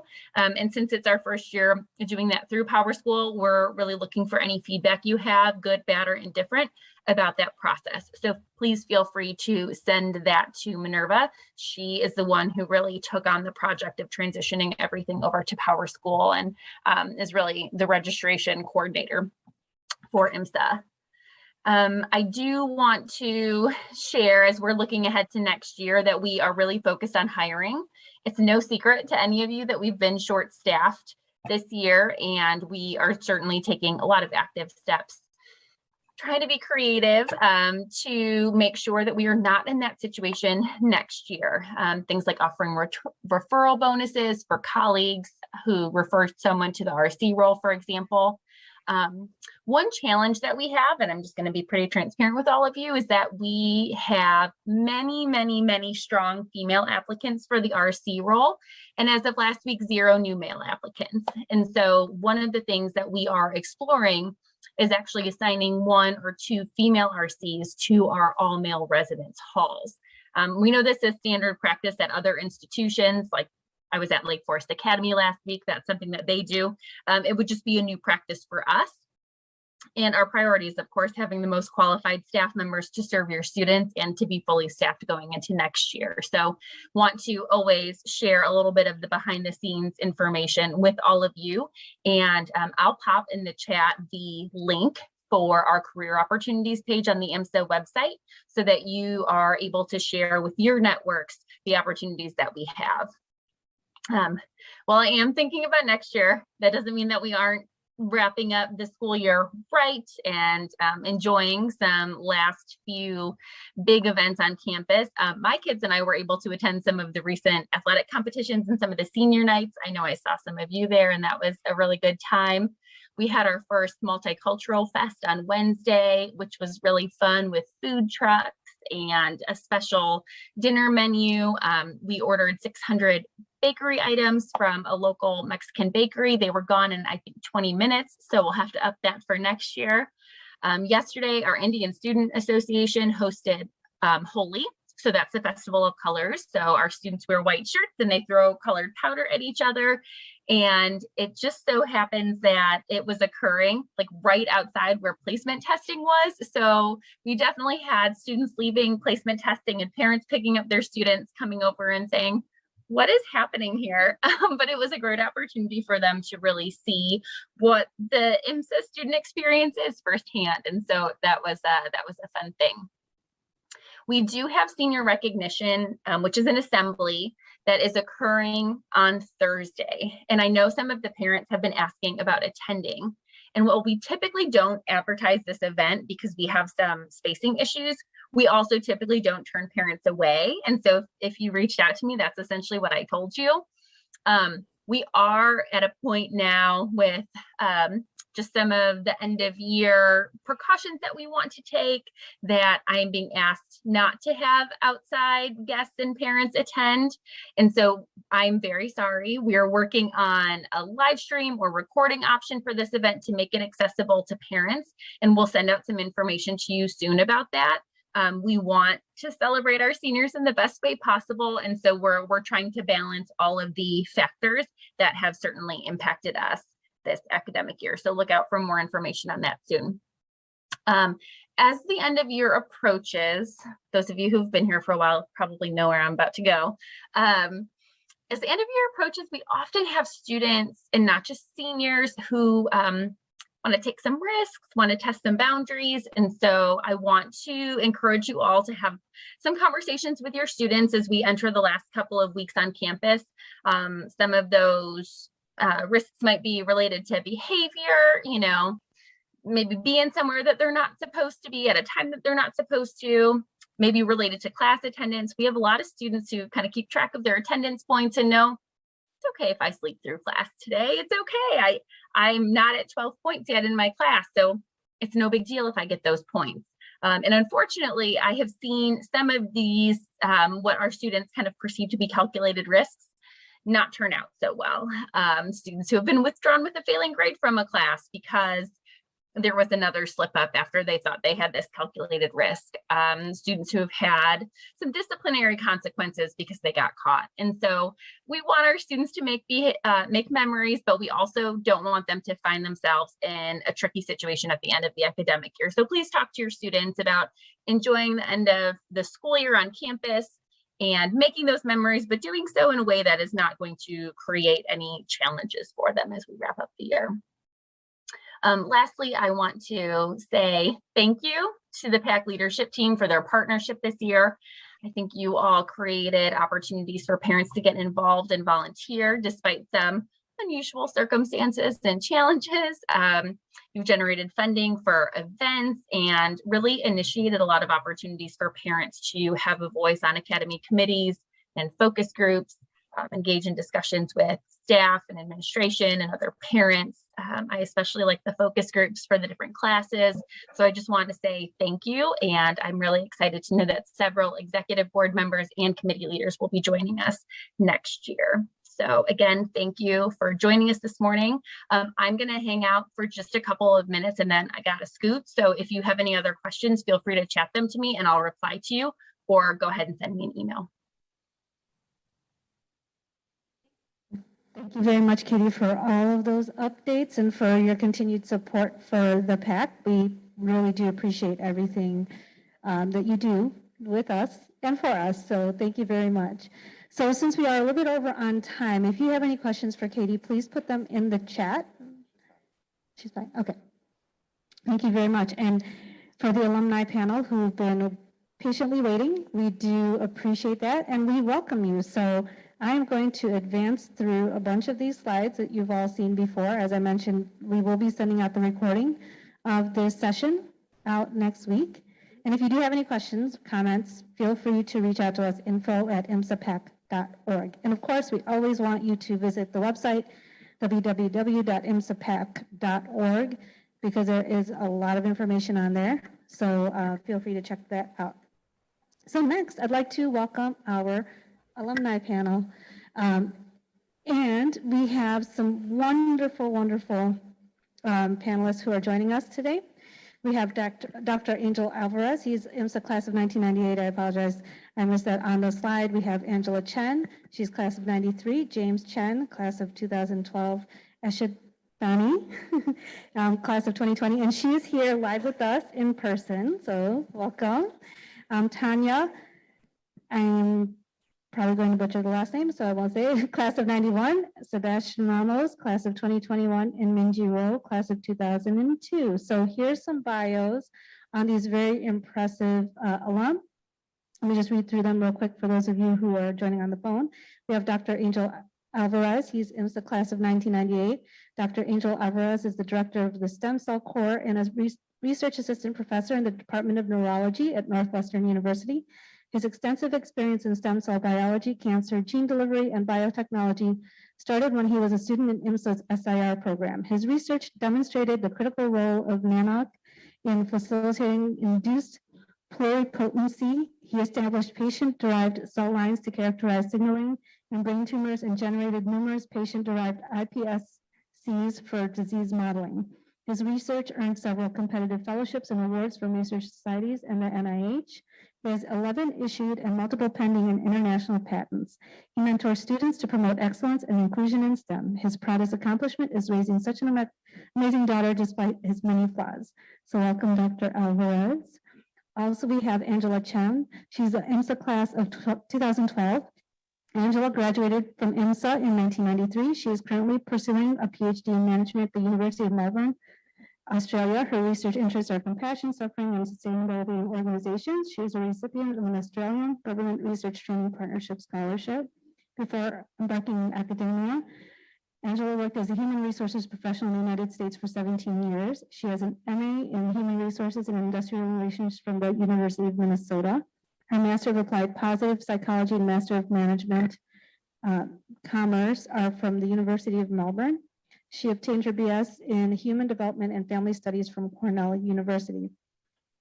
Now, since Angela is in Australia, she wasn't able to join us because of the time. difference. So she recorded a video for us, which I will go ahead and introduce the rest of the panelists, and then we'll come back to her video. And let me see if I can do that. Okay, next we have James Chen. He is an IMSA class of 2012. And here's his bio. Hi, I'm James. I graduated from IMSA in 2012 and got my BS in computer science from UIUC in 2016. I'm currently a research engineer at DeepMind, where I work on AI ML research, focusing on real world impact through Google product collaborations. In the past, I've also worked on the Google Ads auction as well as ADAS systems for a startup that has since IPO'd. Start of my career, I love spending time on the mountains. I'm an avid skier and have completed and failed spectacularly a few ultra marathons. I also try to keep my creative side alive by singing with my a cappella group or dabbling in photography. So welcome, James. And next, sitting next to me is Esha Dani, IMSA class of 2020. Esha Dani is from Hillside, Illinois, and graduated from IMSA in 2020. She is currently a sophomore at St. Louis University. Her experiences at IMSA inspired her to major in biochemistry and minor in Chinese. She is also on the pre-med track. So welcome, Dani, or Esha. And next we have Tanya. And Tanya, is it Kubeluk? Hopefully I didn't butcher it too much. So Tanya is class of 1991. Attending IMSA class of 1991 instilled a passion for inquiry and a love of growth into Tanya's path. While at IMSA, she had great fun participating in Club Pseudo, the dance club, and traveling to Russia as part of an exchange program. Tanya received her BS in developmental psychology and early childhood education from University of Illinois. She has also studied anthroposophy at the Bay Area Center for Waldorf Teacher Training and the Foundation for Spiritual Development.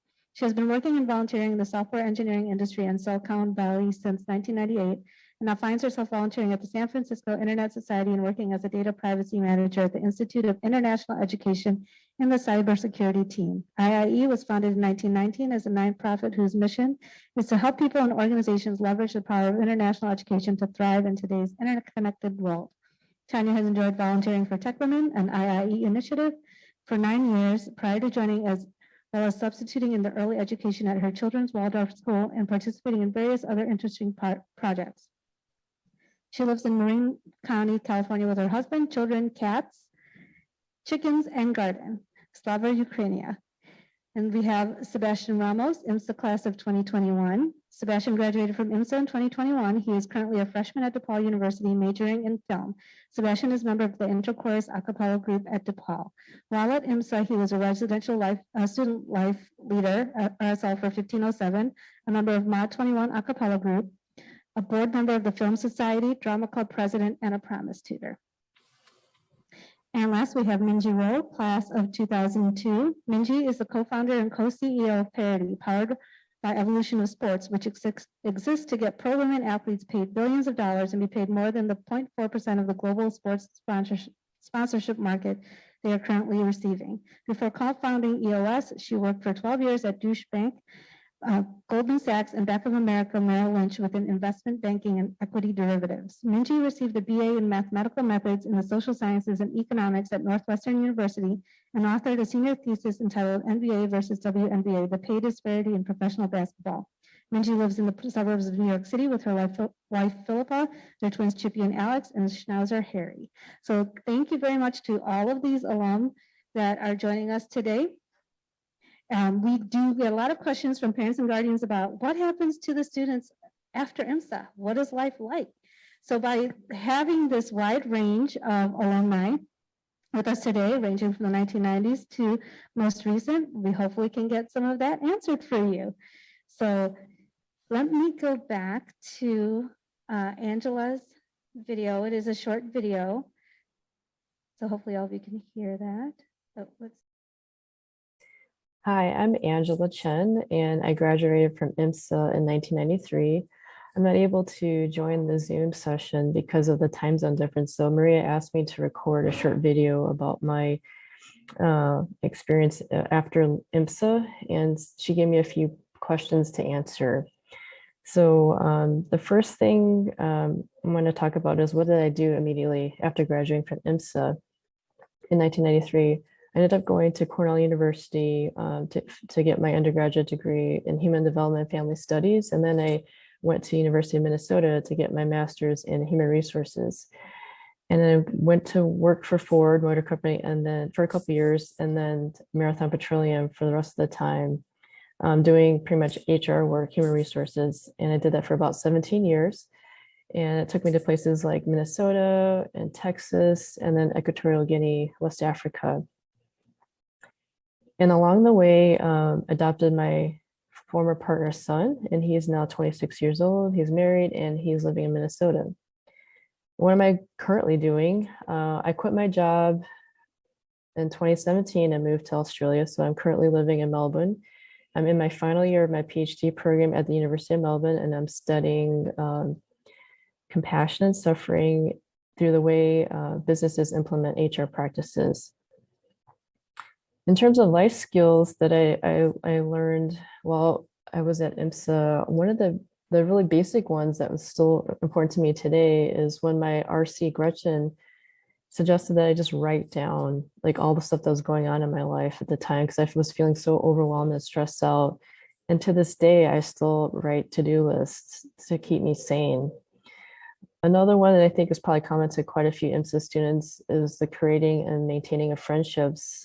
Just for me, staying up until like 2 a.m, talking about like deep topics, or also just having my friends to go to when I was having a personal crisis was really formative for me. And to this day, like 30 years later, I still maintain and keep in touch with some of my friends from IMSA.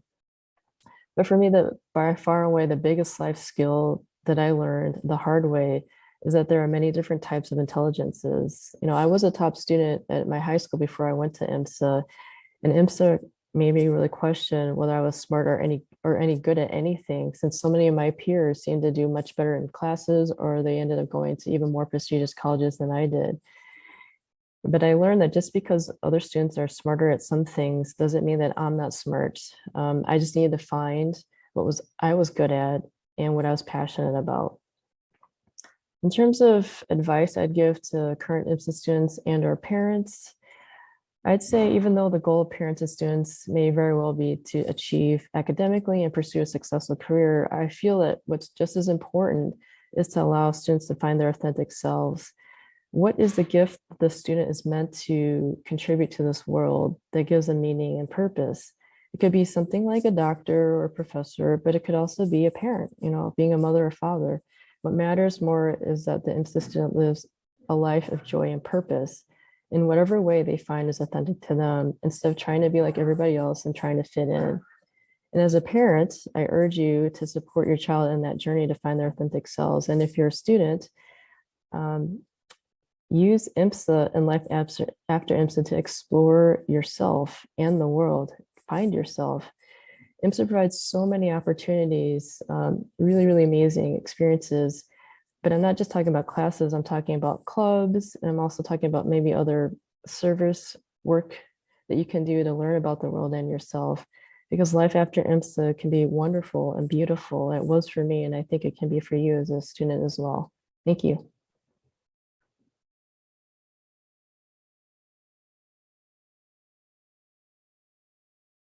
Okay, can everybody hear me now? Okay.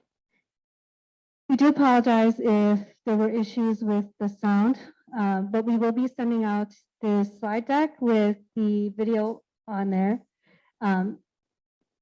So again, thank you very much. So I'm going to ask a question that feel free. We do have Esha here with us in person, but we do have our alumni that are on via Zoom. So please feel free to jump in and let us know. Feel free to unmute yourself and jump in on this question. So what did you do immediately after graduating from IMSA? Hi, my name is Isha. No, you're so fine. 2020 graduate. The first thing I did after I graduated IMSA was get a job. I worked full-time as a dental receptionist with no previous experience. I simply used the skills that I learned from IMSA to get that job. They were very impressed with the way that I was able to communicate with them, my ability to learn really quickly. And because of online school, because of COVID, I had a full-time job as a dental receptionist, and I went to school online for that entire first year.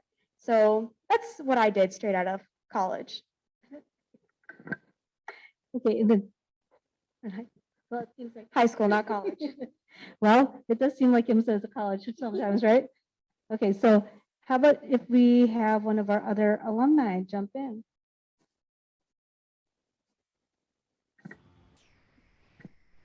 Sorry. Go ahead. Okay, so I'll go. Also, I think there's a little bit of feedback right now, but so for me, I mean, it's not particularly interesting. I think I remember getting home and I must have slept around like 15 hours straight. I think I did nothing in a very intentional and deliberate manner, to sort of like really decompressing, I think, for the first like couple of weeks at least. And otherwise, I just try to enjoy summer before college. I'll jump in. My parents are immigrants and own a dry cleaning store. And so I spent the entire summer working there, as most immigrant kids with small business owner parents will know. So again, just gearing up for college, like James said.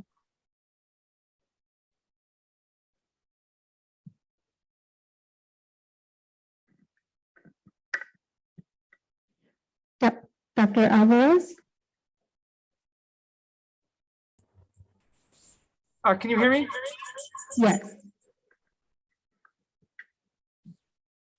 I apologize if there's feedback. I'm sorry, I didn't quite hear the question. My audio is cutting in and out. No problem. What did you do immediately after graduating IMSA? Sorry.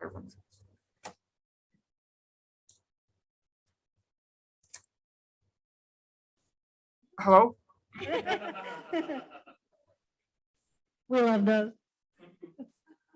I'm sorry, what was the question? What did you do immediately after graduating IMSA? I worked. So I did the SIR program, membership program. And when I was presenting my work, one of the scientists who came there, she came up to me and she said, "Hey, look, you do really great work. If you're interested, I have a job for you over the summer." So I did research at her lab at Loyola University. And then after that, I used that experience to get a job or multiple jobs in college. I worked 2 or 3 different jobs to support myself, just working in various labs. And yeah, that's what I did. Wonderful. Tanya, are you on the call?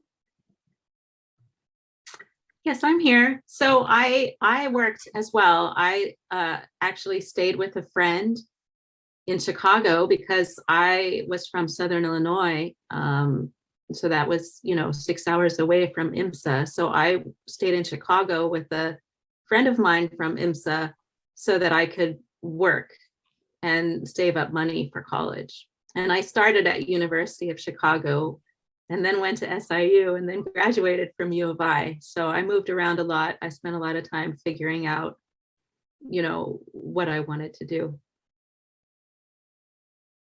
Thank you. How about Sebastian? For me, since I'm the class of 2021, I had my entire senior year online. And, the 3 days leading up to graduation, all the seniors were brought on campus. So we kind of had like our senior week. And then right after graduation, I pretty much just chilled for the summer, went on some vacations, just kind of took a breather right after, a year and a half of in-person IMSA and a year and a half of virtual IMSA. Thank you. And I believe that I had all of the alumni. If there are any that I missed, please let me know. Okay. But here's a question that some parents and students are wondering. What are some life skills that you took from your experience at IMSA? It could be social, academic, etc.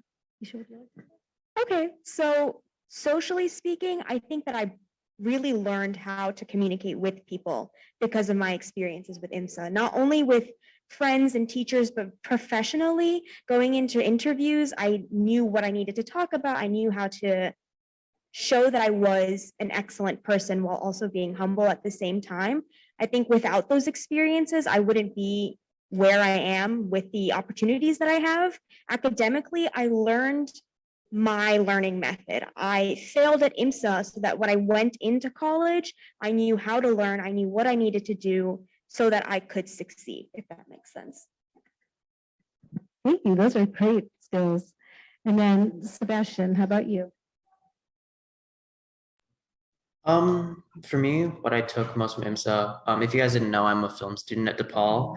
And while that is not exactly in line with the, STEM focus that is IMSA and like, the rigor of the school, I wanted to kind of make these two worlds of my life meet in the middle, my artsy side and my STEM side. So I kind of brought them together, and I just kind of took all the knowledge and stuff I learned at IMSA, like the communication skills, as well as like the creative part of that. Like I started to take up like, 3D printing to make props for my short films and stuff like that. And overall, I think just the stuff I took from IMSA into college is a lot of the residential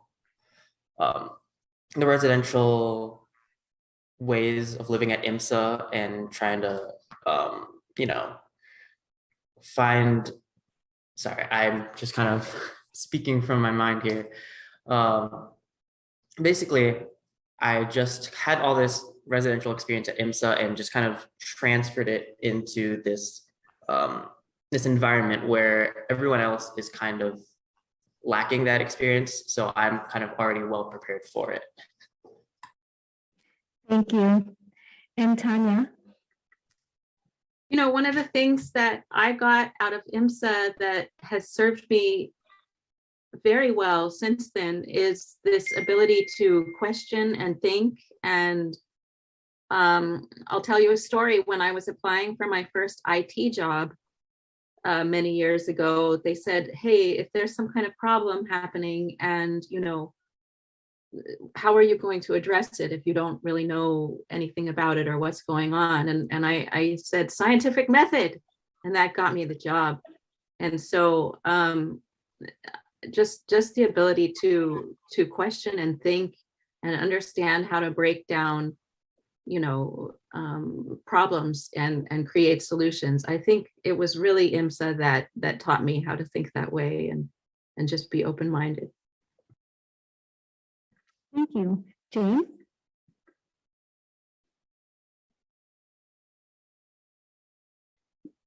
James? Sorry, unmuting myself. So I think like I think I said this before earlier in a separate panel at some point, but TLDR, IMSA, you get really comfortable with failing. At least I did. I was not like a particularly great student at IMSA, and I think I don't know. So I mean, like you have this identity as the smart kid when you were at your respective high school, and then you go to this place where everybody was the smart kid, and so then that identity gets very forcefully taken away from you, and then how you react to that, how you can adapt to that, is very it was like the biggest thing for me, I think. I learned to like work really hard, basically. And so, because like this is like a common story in college as well, because then everybody else is also going through this moment where they are no longer the smart kid, but you have a couple of years of a leg up on that. Thank you. Minji? Again, I think living away from home and I actually crowdsourced all my answers from my closest friends who are all from IMSA that I'm still in touch with to this day. And it all kind of coalesced around independence and the confidence that comes kind of hand in hand with that independence and getting a jump on that, right? Because you go to college and college is kind of an afterthought for most of us because we've already had cookies for breakfast and had mystery fritters for lunch. And so I think that and also, I think most of my friends agree that our IMSA experience was probably the most stressful time in our lives, the most difficult time in our lives. And contrary to James, like me and my friends were the goody two shoes at IMSA and got really good grades and went to great schools. And so just knowing how hard you can work and where your limit is in terms of probably past your limit in terms of how healthfully you work is just good to know, because then everything else that comes after that seems a lot easier. Thank you. And Angel?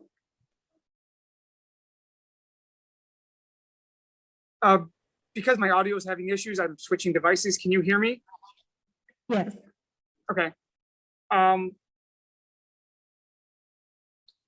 think going to IMSA, you kind of inherit, no need to look at my bioreactor and paperwork. I spent a lot of time at IMSA kind of compensating for the deficiencies I had earlier. I never had to work.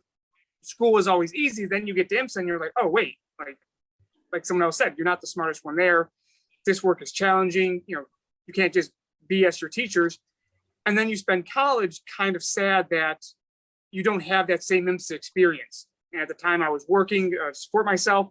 So that was a nice distraction. I got involved in different activities on campus. I was student government president, leader of president of different organizations. But then by the second or third year, the courses get more challenging. They require more attention of your time. And then you're trying to juggle all these things.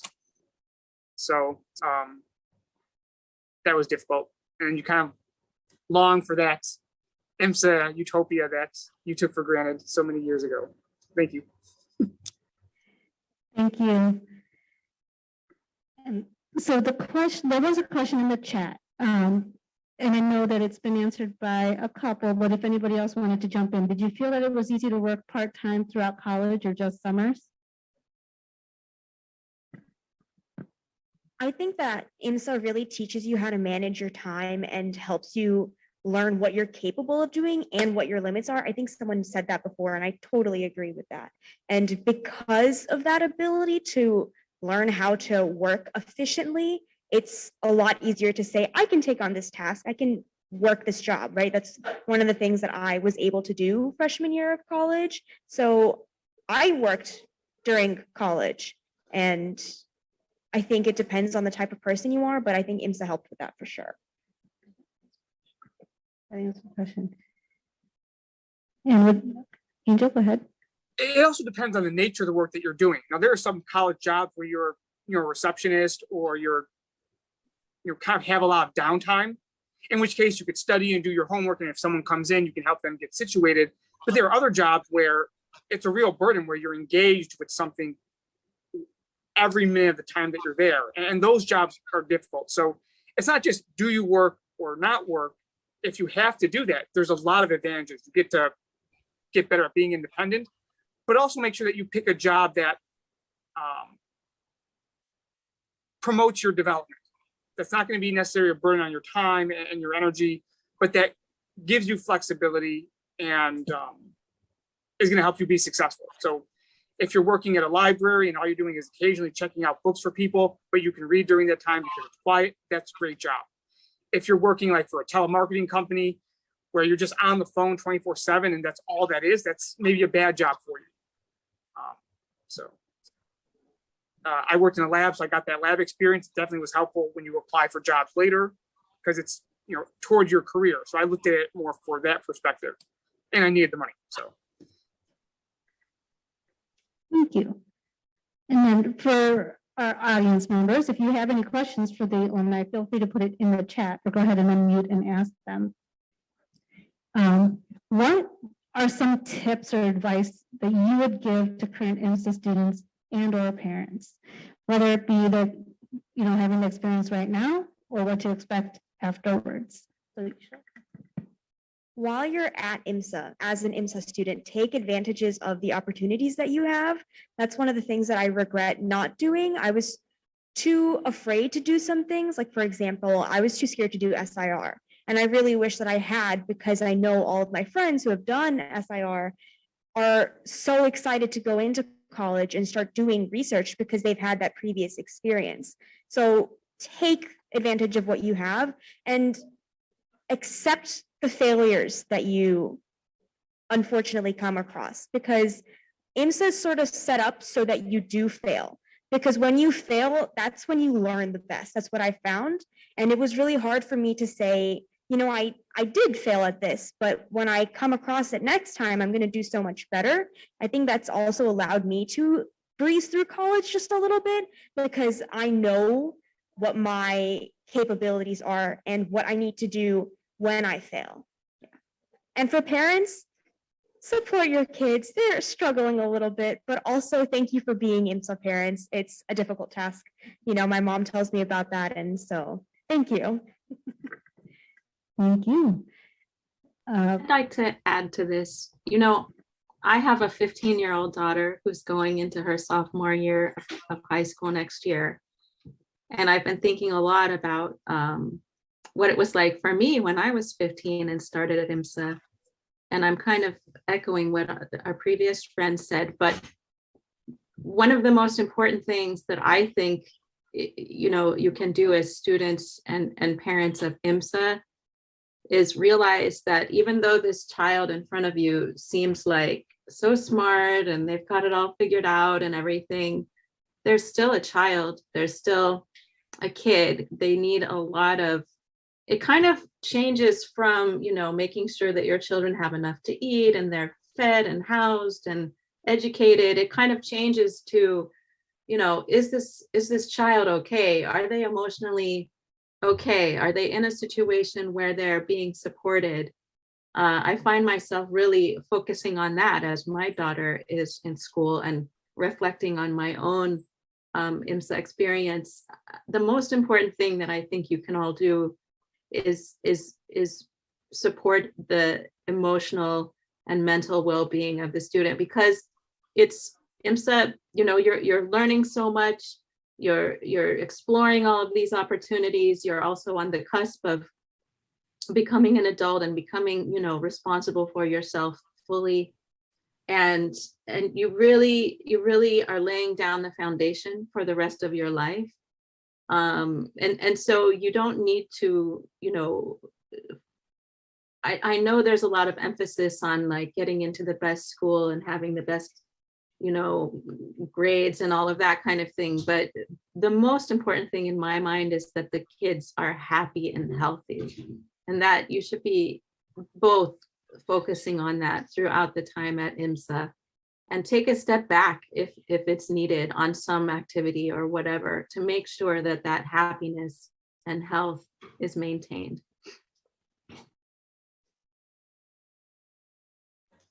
One important thing to also keep in mind is financing college depends on the resources you have going into it, on the financial support you get from the institution or university, but also it depends on what your area of study is, right? If you're studying engineering and you stick with that and you have an engineering degree, then $100,000 debt is not as insurmountable as maybe a $50,000 debt if you're doing elementary education.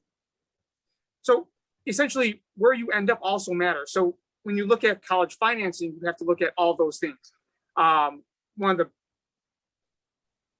best ways of saving money for college is living with your parents. I'm sure many parents might remind their children of this, and many children will find many reasons that you don't want to do that, right? You want to be independent, but you have to look at just the totality, not just of where your resources are when you go into it, but what your planned course of study is, and recognize that you might change your mind, you might change majors, and that might have significant implications for your earning potential, right? You should definitely do things that you're passionate about, but keep in mind having a significant debt from loans will weigh on you.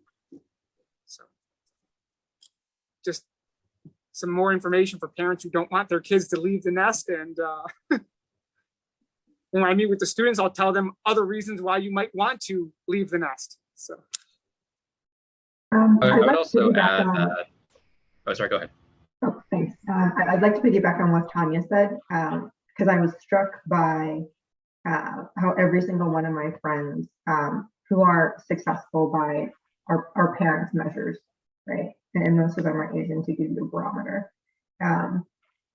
Every single one of my friends said, I would tell students to chill out. and not to take it so seriously. And if anything, like, don't take all the opportunities, because it is such a difficult time. And I think one of the differences in the way that IMSA is set up is, as a student, you can't get away from it, right? You're always around your friends who are just as stressed, and someone's always studying, and someone's always, you know, talking about college and being stressed out. And so I think every single one of us wishes that we could have enjoyed it a little bit more, as opposed to being total stress puppies, because, you know, the biology of our brains at that age is against us. And, you know, being always around it, I think is also working against us. And so there was a real kind of sentiment around enjoying it more and not feeling like, you know, this whole, you know, climax to getting into college is the end all be all, because the further I get away from it, the more I realize it really isn't. And you feel that way, but it isn't. And I think that's what the message I want to impart is. James? Yeah, no, I that totally resonates with me as well. And I guess I think the type of, if we're especially still speaking about like financing of like the educational experience, I would say that like there's the type of job work that you want to be doing in your spare time definitely matters a lot. For example, if you take on a job as like a teaching assistant for a certain course that you did well in, then that's like a very different type of experience. There's like sort of compounding benefits there because you get better at the material and you're also compensated for your time. I know at least for computer science, for software engineering at least, most of the internships, let me rephrase, I haven't heard of an internship that's not paid. That's not paid. Like computer science interns are like compensated like a shocking amount. You know, that can cover a lot of the costs if there are concerns. I'd also like to add that like my folks, they used to own a restaurant, and so I've worked plenty of time. I've worked a lot in the summers, just doing very sort of like washing dishes or like being like a cashier or stuff like that. And then I took out loans for college. And then I would say that like the extra like mind share of not having to think about like a very like physically demanding like work shift, that's huge. That's kind of a game changer, I'd say. I recognize that not everybody has the privilege to just like take on obscene amounts of debt, but like, you know, like getting time back, that is valuable. Thank you. I guess I can hop in. The question was like advice for parents and students, right? Something like that. For me, one of my biggest points of advice for both parents and students is to get out of your comfort zone, like try things you never would have tried. Like IMSA has, of course, all these wonderful like STEM opportunities and like internships and SIRs. And while that stuff is cool and helpful for your future, there's a ton of other things at IMSA, like culture shows and other clubs that, you know, if you don't try them, you can't help just wonder, like, what would it be like if I did? So my advice would be to just get out of your comfort zone, try new things. Like one big thing at IMSA, especially nowadays, is like their dance culture and their like culture shows that so many people, you know, participate in. And I see my friends who haven't participated in like Clash and in like homecoming drill and stuff like that. And it's like almost like they're missing out. So if you can just like get out of your comfort zone, just like not define yourself at IMSA by your studies, it kind of like makes the experience at the school more worthwhile. Thank you. And Sebastian, if I can share a story about you. I think that was our surprise too, was for him at it wasn't Clash Week, but I think it was Homecoming Week, and he participated in drill. And that was the very, very first time we saw him dancing. We're like, wait, what is going on? So we can attest that it was pretty amazing to watch them get involved in these different things that they might not have otherwise done so. In Minji, yes, there's a dance culture at IMSA now. There are 4 cultural shows that go on. There's one that's Asian American focused, that's Lunar. One that is by the, I think the Indian Student Association, which is Diwali. And then Harambe, where the Black Student Union puts that on. And what is the last one I'm missing? Alma Latina. And that is put on by, do you remember? Hispanic Latinx. Yeah. Hispanic Latinx. So the cool thing to watch about that is that there are literally hundreds of students that get involved in each of these shows, and you don't have to be part of that culture to get involved. So it's been able to let them experience a lot more with that. Just to add on to that, it's really nice that IMSA tries to like have things for different cultures. Going to a primarily white college now, it's nice to have that background and that experience because it teaches you to face the world differently because of the diverse population that I had in high school. So I really cherish those moments and the things that I learned from those cultural shows. And I guess that will jump into another question, which is actually, since students come from all over the state, what are some things that you picked up on from that, coming from probably diverse parts of the state yourselves? Like, what did you learn from kind of being put into this melting pot of students? So Hillside is primarily Latinx with primarily Latinx. And so when I came to IMSA, that was my first time having actual Indian friends. I'm Indian. And so that was crazy because I didn't know that there were other people like me in Illinois. This was the first time that I had that experience. And so it was nice to be like, hey, these people are Indian and they or Desi just in general, they're also doing these things and therefore I can do these things. But also, like I said, going to a different community now in college that doesn't have as much diversity, it's nice having that experience and that background and those types of friends that show you there's more to the world than what you've seen. Thank you, Isha. Any of our other alumni? I can hop in. Add to that, go ahead. I came from Southern Illinois. That's where my family was, at the Lake of Egypt, actually. And it was a very, I found it to be a very exclusive environment in the schools. One, because I wasn't from that area originally. And also it wasn't diverse at all. And, I was called like brain and commie and Ruski and stuff like that. And so when I went to IMSA, suddenly there I am with a bunch of other kids who are from all over the world. It's a much more diverse environment. I felt included there, like I had finally found my people after many years of just feeling kind of like an outsider. And so that experience has really inspired me throughout my career to try to bring more inclusion and diversity, especially into where I work and what I do for a living and all of that kind of thing. And so that is invaluable because we live in a global society. We have globalization now, and we have to understand how to work with so many different people we disagree with, people who don't look like us and all of that kind of thing. And it really, it actually made me feel much safer than where I was prior to joining IMSA. I can hop in. Let's see.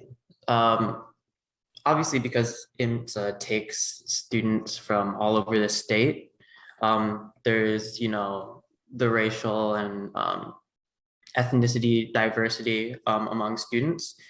And, being a part of, Lunar, Harambe, all the culture shows like that, you kind of like immerse yourself into other people's cultures. And one thing I like about the diversity of IMSA is that you learn firsthand from people who want to teach others about it. And not even just from like a racially diverse standpoint. You know, high school is a time where people are like trying to find themselves. So I'd say even when I was at IMSA, I learned more about, you know, people in like the LGBT community more than I did at my home school. And it's just like everyone here is willing to like share their experiences and educate others on topics that, you know, you would not have learned at, you know, if you stayed at your home school.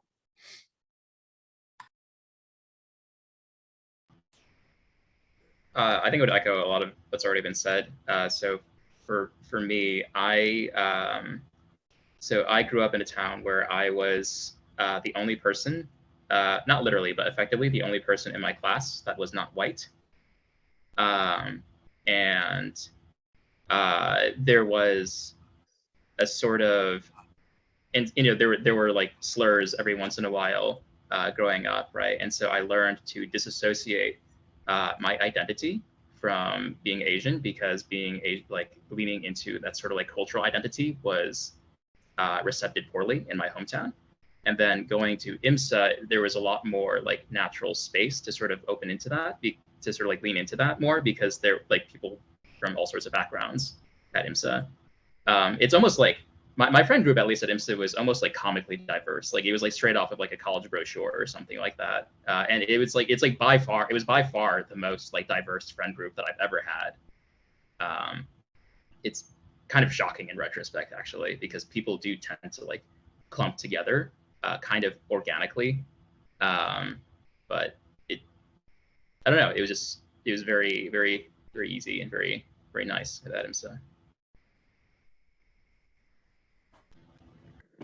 I think IMSA's experience was great, not just academically, but one of the things was being exposed to different people from completely different backgrounds and being able to connect on really a deeper level. You know, growing up in South Chicago, Chicago was just a very hyper segregated city. You can look by specific zip codes. You know, I got to talk to the first Asian person I spoke to was in high school. The first Indian person I spoke was in high school. And it's weird because you are in these neighborhoods and you look around and everyone looks like you. Everyone has very similar experiences. And you go to IMSA and you have not just like racial or ethnic diversity, differences of religion, but you also have economic diversity. You also have rural versus city life. And I think that's really great, because being able to connect to someone from like Patoka, Illinois, who grew up on a farm, but who loves the same literature you have, is such an amazing thing that you can't really appreciate it until much later in life, when you realize, hey, this is something else that most people don't get the experience of. It also allows you to be a better upstander, to call out people who are like you when they do something wrong and say, hey, look, that's not cool. Or, you know, to be an advocate. You know, it's not about, oh, these are women's rights. No, they're human rights, because they affect all of us. And that's something that I really appreciate to him. So even to this day, you know, the experiences there are still helping make me a better person today. And knowing that the IMSA experience really transforms like your life and really allows you to be a better person and allows you to make a better contribution to the world. That's, I think, the best thing I took from IMSA.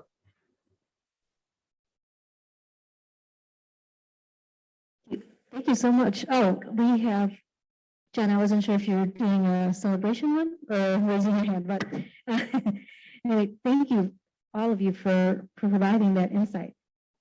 I am going to go back to a question that was asked during our general session, which was about class and coursework in college. And so some parents were wondering, well, specifically, I think there was a question about BC Calc. If BC Calc in IMSA was harder than BC Calc in college, or if you had to take a calc class again in college, that's one question. But also in a more general line of questioning, how did you find the coursework when you went to college compared to leaving IMSA? Did you find that it was easier for some of the courses, or did you feel like you were well prepared? I love this question because it applies to my life right now. So last year, freshman year of college, I had to take calculus again. It was a breeze. I was helping all the other students. We had WebWorks in college, which is something that we do at IMSA. And so I was like, I know exactly what is happening. I know what I'm doing. I know that this is different for every person. It wasn't the sense that like I knew everything that was going on, but I could look back at what I did at IMSA and say, oh, I remember how to do this. I have notes for this, or I've done this before, I can do it again.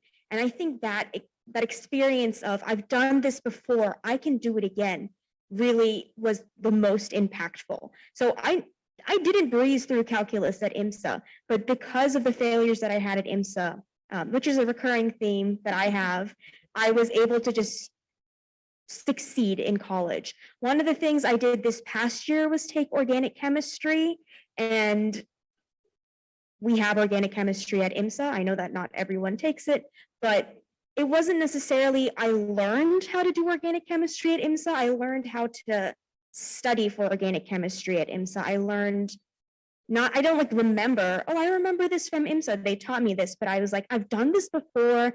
I didn't do as well in high school, but college is going to be different. And it was true. Like I did so much better in college because of the experiences that I had at IMSA.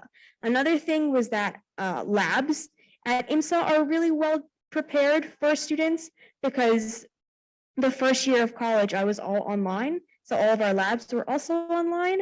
And so my first lab at college was an organic chemistry lab where they expect you to be very prepared.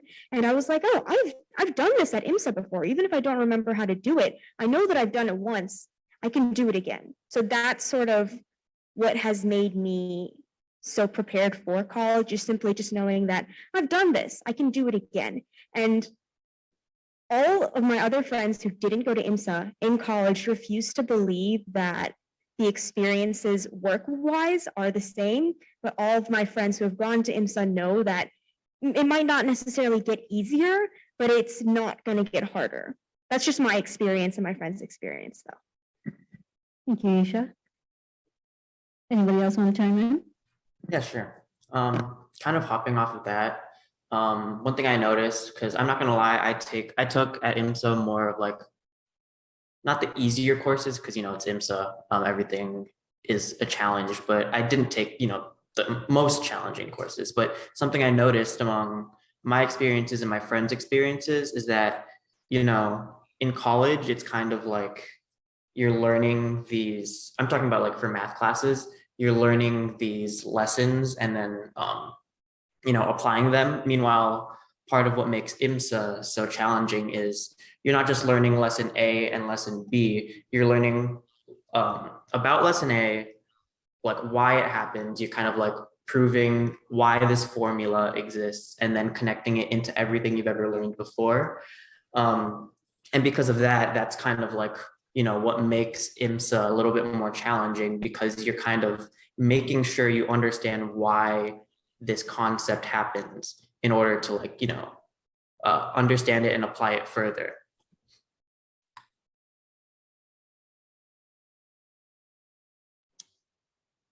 I think IMSA holds people to high standards, right? And that's such an invaluable lesson for all of us. I remember it was easy to write essays before IMSA because I would just, I literally got a thesaurus from the dollar store and I would write something. I would just look up a word in the thesaurus and enter that and be like, oh my God, I get all these like perfect written essays. And I was a terrible writer and I didn't know that. And then when I went to IMSA, I still remember my first experience. I came back, the teacher wanted to meet with me after. The paper had all this red marks. It was like a murder scene. And I was like, what happened? And she asked, like, did you write this? I'm like, yes. And she said, why did you're using words you don't understand. And I was like, well, I got a dictionary out the source. And she said, why did you choose this sentence? And I will share that sentence and you will cringe, because it was, I want to consummate my IMSA experience with you. And she's like, do you know what that word means? And I said, yes, I got my thesaurus. And she said, yes, that's one definition. However, consummate is typically used in the sense of people having intercourse on their honeymoon. And I was mortified by that. And she gave me such valuable advice, like, don't try to impress me with how smart you are by using words. Write so that you know what you're writing, you're conveying, what you want and conveying who you are. And that was so bad. And you could see just what you write coming out of IMSA, which what you were writing before IMSA, and it was such a transformational change. It was so easy for her to be like, oh, this kid is trying, I'm going to give him an A for effort or a B. No, it was like, it was crap work and it got a bad grade because it deserved that. And even now, like when I'm in meetings and people have to write something, just last week, these are people who were very accomplished who were writing things and everyone was applauding them. And I felt awkward because I know the mistakes that they were making. I know the techniques that I've learned at IMSA. And I was like, oh man, like they were being overly verbose here. They weren't being succinct. They were conflating two different concepts. And then I had to read mine and they're just like, oh my God, how did you write that? And I was like, oh, I took a writing course, like, I didn't want to say in high school, but like, yes, it's unfortunate that when we go to college or college admissions, look at GPA increasingly more now instead of standardized test scores. And it's unfortunate because IMSA students are not the same as the other students. I will take a B student at IMSA over an A student at any other school any day of the week. But colleges don't see that, right? The products that we put out, right? The students that come out of IMSA are by far superior than most other A students at any other high school. And it is because of that, not just because we come in talented, but because they nurture that talent and they make us better.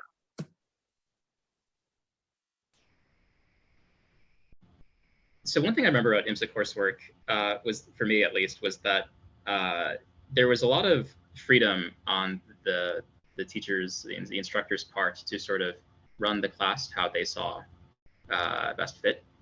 And so this would lead to really wildly inconsistent experiences between even the same class, depending on which teacher you had. Like some teachers were like notoriously more difficult than others. I never had this teacher, but there was one teacher who required that you, for like a history paper, it wasn't a paper, you had to like construct like a website, basically. I don't know if that's still a thing, but that was a thing when I was there, and that was like, I thought that was like totally ludicrous. And so I think like since then, a lot more, at least for me at UIUC, the classes were very consistent in structure, I guess, which is like kind of a good and bad thing. Like if you're into sort of like the journey of, and like the sort of like self-discovery element of coursework, then that could be much less interesting in college. But it's also much more simple. Like it's very easy to see like, oh yeah, I'm going to go from point A to point B. Along the way, there are lessons, there's a syllabus, here's a book that you can read if you get confused.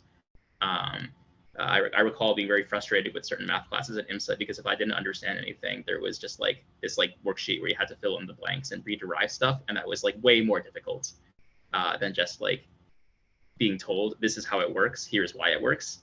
I think there's value in just having really good explanations. I don't think necessarily that like that everything needs to be self-derived. And so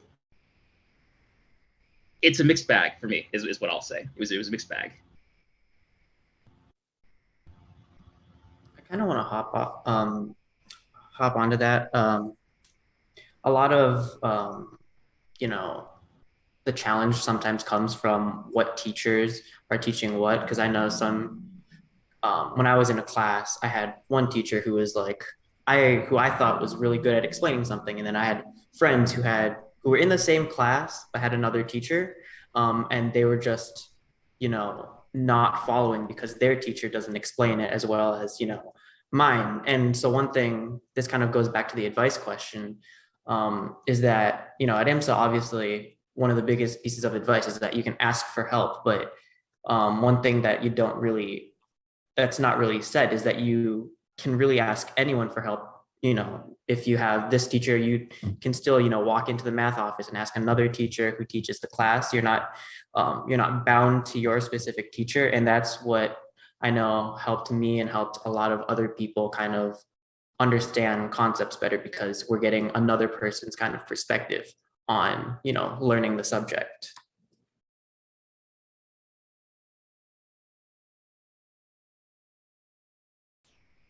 One thing that I think also is like, oh, sorry. I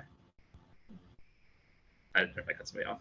Oh, okay, sorry, I went ahead. So one thing that I thought was really valuable about IMSA though is that like there's all these like teachers who are like really passionate about what they do, right? Like they're like making a very explicit choice to be here, and so that's pretty cool, right? Like so I don't know if Dr. Dong is still at IMSA, but he has a really strong background in music theory as well. And I never took any of his physics classes, but he also ran the speech team, I think. And so he was super cool to talk to just about all sorts of things that were not physics as well. And we ended up doing, me and a couple of other students, like a music theory thing on Wednesdays in my senior year, which was just one of the coolest things because he really knows his stuff. And it's like really rare to get that sort of like quality about like a subject that I just personally think is interesting, like music. And so like take advantage of like the teachers, like they're pretty cool. I'm sorry, thank you for that. And yes, he is still at IMSA.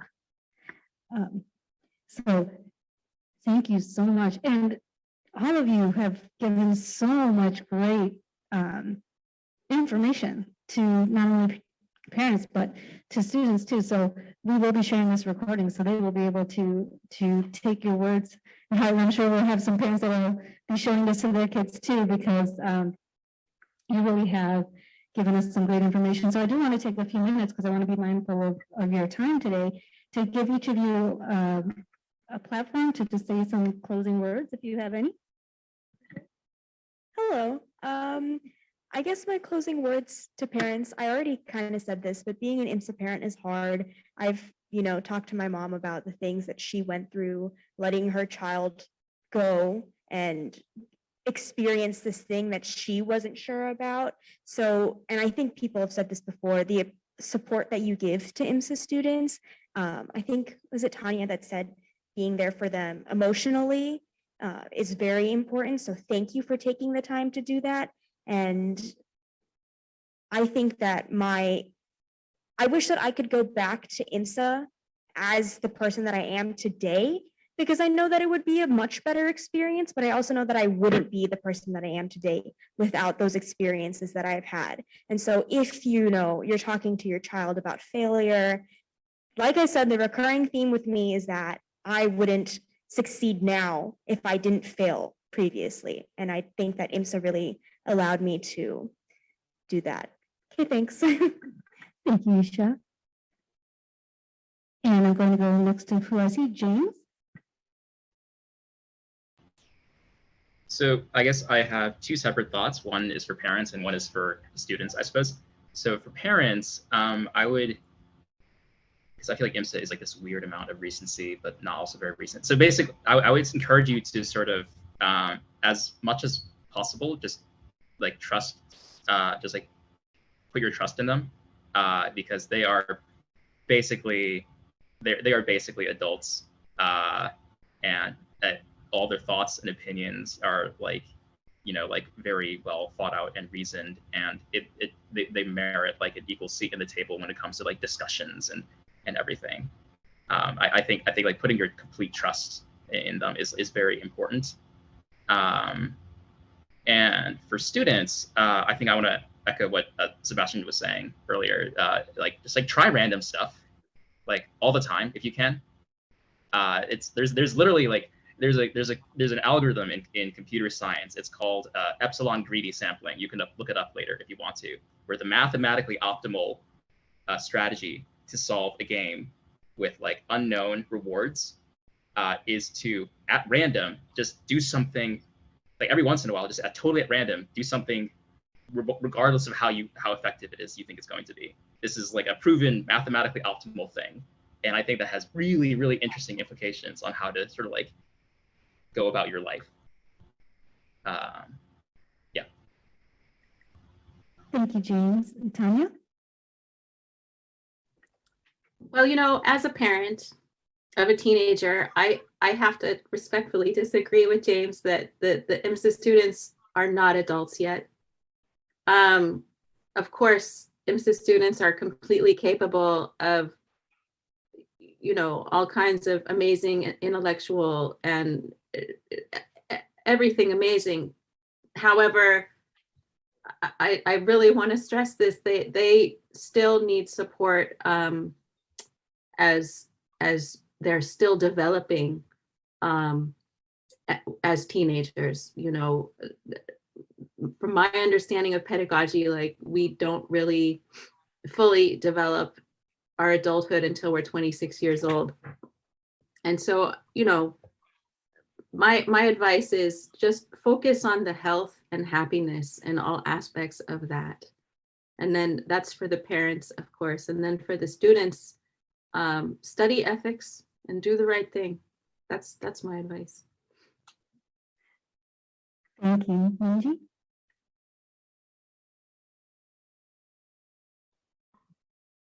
I think that was it.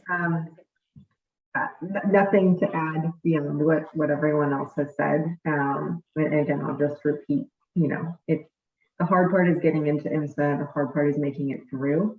And so, you know, enjoy it and appreciate it and don't grind your way through it.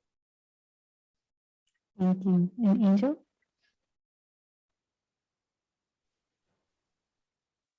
I think the advice for parents is, you know, if your child is away at school, you know, check in with them. Don't be overly concerned if they don't want to necessarily talk to you. If they're with their friends, they're not trying to maybe open up to you about how difficult things are. But, you know, check in on them, be supportive, help them problem solve. Let them know that they're always welcome to come back home. Even though they'll probably say no, it's good to know that that's still an option. So, yeah, thanks. And you already did a great job, right? You got them to IMSA. How amazing is that, right? I live vicariously through my daughter's accomplishments as well. So I see that validation in her like achievements, but you know, they're becoming adults, right? IMSA was a great like test run, right? They're gonna make, you know, let them be carefree but not careless, and yeah, just support them and just make sure that you encourage them to make healthy mistakes. Well, thank you so much again for all of your time and all of your wisdom that you have shared with us and all of your tips. And, you know, since that has been one of the key things that, you know, parents and students alike say, what you all have brought up is all of a sudden when they come here, they're not the smartest necessarily in the room, or they're around like-minded kids. So the fact that you've all given these tips, and for all the parents who have had that questioning of what life looks like afterwards, really do appreciate it. And Sebastian, you wanted to add something? Yeah, I'm kind of just hopping off of James and Angels for the parents. It really is just like trust your kids. Like you don't have to monitor every single like activity they're doing, every single like missing assignment. Trust your kids. It's IMSA. They're gonna get them done. Because like respectfully, you're not there firsthand. You like don't know the like emotional and like academic state of IMSA. But like just trust your kid. You know, if they have like a couple missing assignments, maybe the teacher's still grading them, maybe they turn them in, they're just waiting. But a lot of it is just like you know, just trust in your kid. Things are going to get done, they're going to work out. It is kind of just like a step in letting them gain their independence, I guess. Okay, thank you for that, Sebastian. So with that, we will conclude the alumni panel, but definitely do want to extend the invitation out to the alumni, these gracious alumni who have joined us today. If you ever would like to come back and speak to parents or students in the future, we would really appreciate it because you have enlightened a lot of us today. So thank you again very much. Round of applause to all the alumni. There was a question in the chat. Oh, there's a question, I guess, in the chat. Can PAC organize a session with the students? Alumni hearing, hearing from alumni is really nice. I feel students will be great, a great benefit from this as well. We can definitely look into that. And I think Dr. Alvarez had put in the comments as well that there's a session for the students this Wednesday. Is that correct, Dr. Alvarez?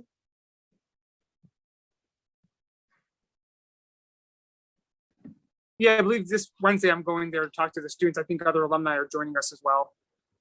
So if there's specific questions you want your kid to ask on your behalf, you can do it. They'll ignore it, but you can try. I'm going to interject on that one. My name is Tamara Newquist, and I'm the Alumni Relations Coordinator. I'm going to go ahead and put my, you can see me here. Dr. Alvarez is correct. There's another panel this Wednesday. However, it is just for seniors this Wednesday. It's the STEP Transitional Educational Program. Along with that, I will add that throughout the year, numerous of our clubs, our student-ran clubs, do hold alumni panels, and that's my responsibility and my job in coordinating that. So we do get quite a bit of exposure with the kids, or with the students, excuse me. We are always looking for more opportunities to connect our alumni with our students. So again, if PAC wants to run another one of these sessions where it's, maybe going to get a really good audience of all the students, I'd be very happy to, to help facilitate that. And I'll leave it at that. So thank you so much. And I'm going to jump in and say, first of all, thanks so much to you alumni. I haven't met many of you, but hopefully you'll be hearing from me. I'm the principal, and I've been working with Tamara, and one of the things that we're doing as we move forward with our strategic plan is to work with you all to help us to think about things that we can ensure that we're doing with our students. Of course, my colleague, Ms.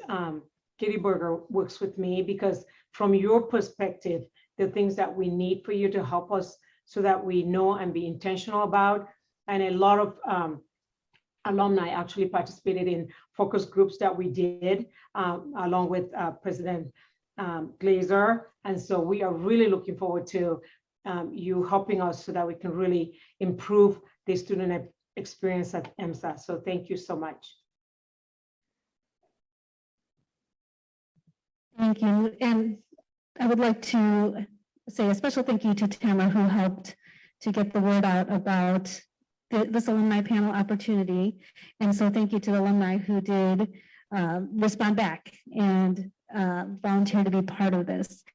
We are very grateful for this insight because, as many of you pointed out, we're kind of still in that IMSA bubble. Once our kids are out, we know that now from talking to you, it's going to be okay. That you are all good, you all survived, and you're all, from the sounds of it, better for the experience here at IMSA. So we do appreciate all of that. And if any of you, and I know in the chat, it looks like we do have some other alumni who were not part of this panel, please email us at info@imsapac.org if you would like to be involved in these other future sessions that we may have. We would love to incorporate you and your experiences. And if you have children who graduated from IMSA as well that may want to take part in these, we invite you to do that as well. So with that, I want to thank everybody who is on the call still for the alumni panel and also those who joined us for our PAC session this month, and wish everybody a very happy summer, and we'll see you next year. Thank you.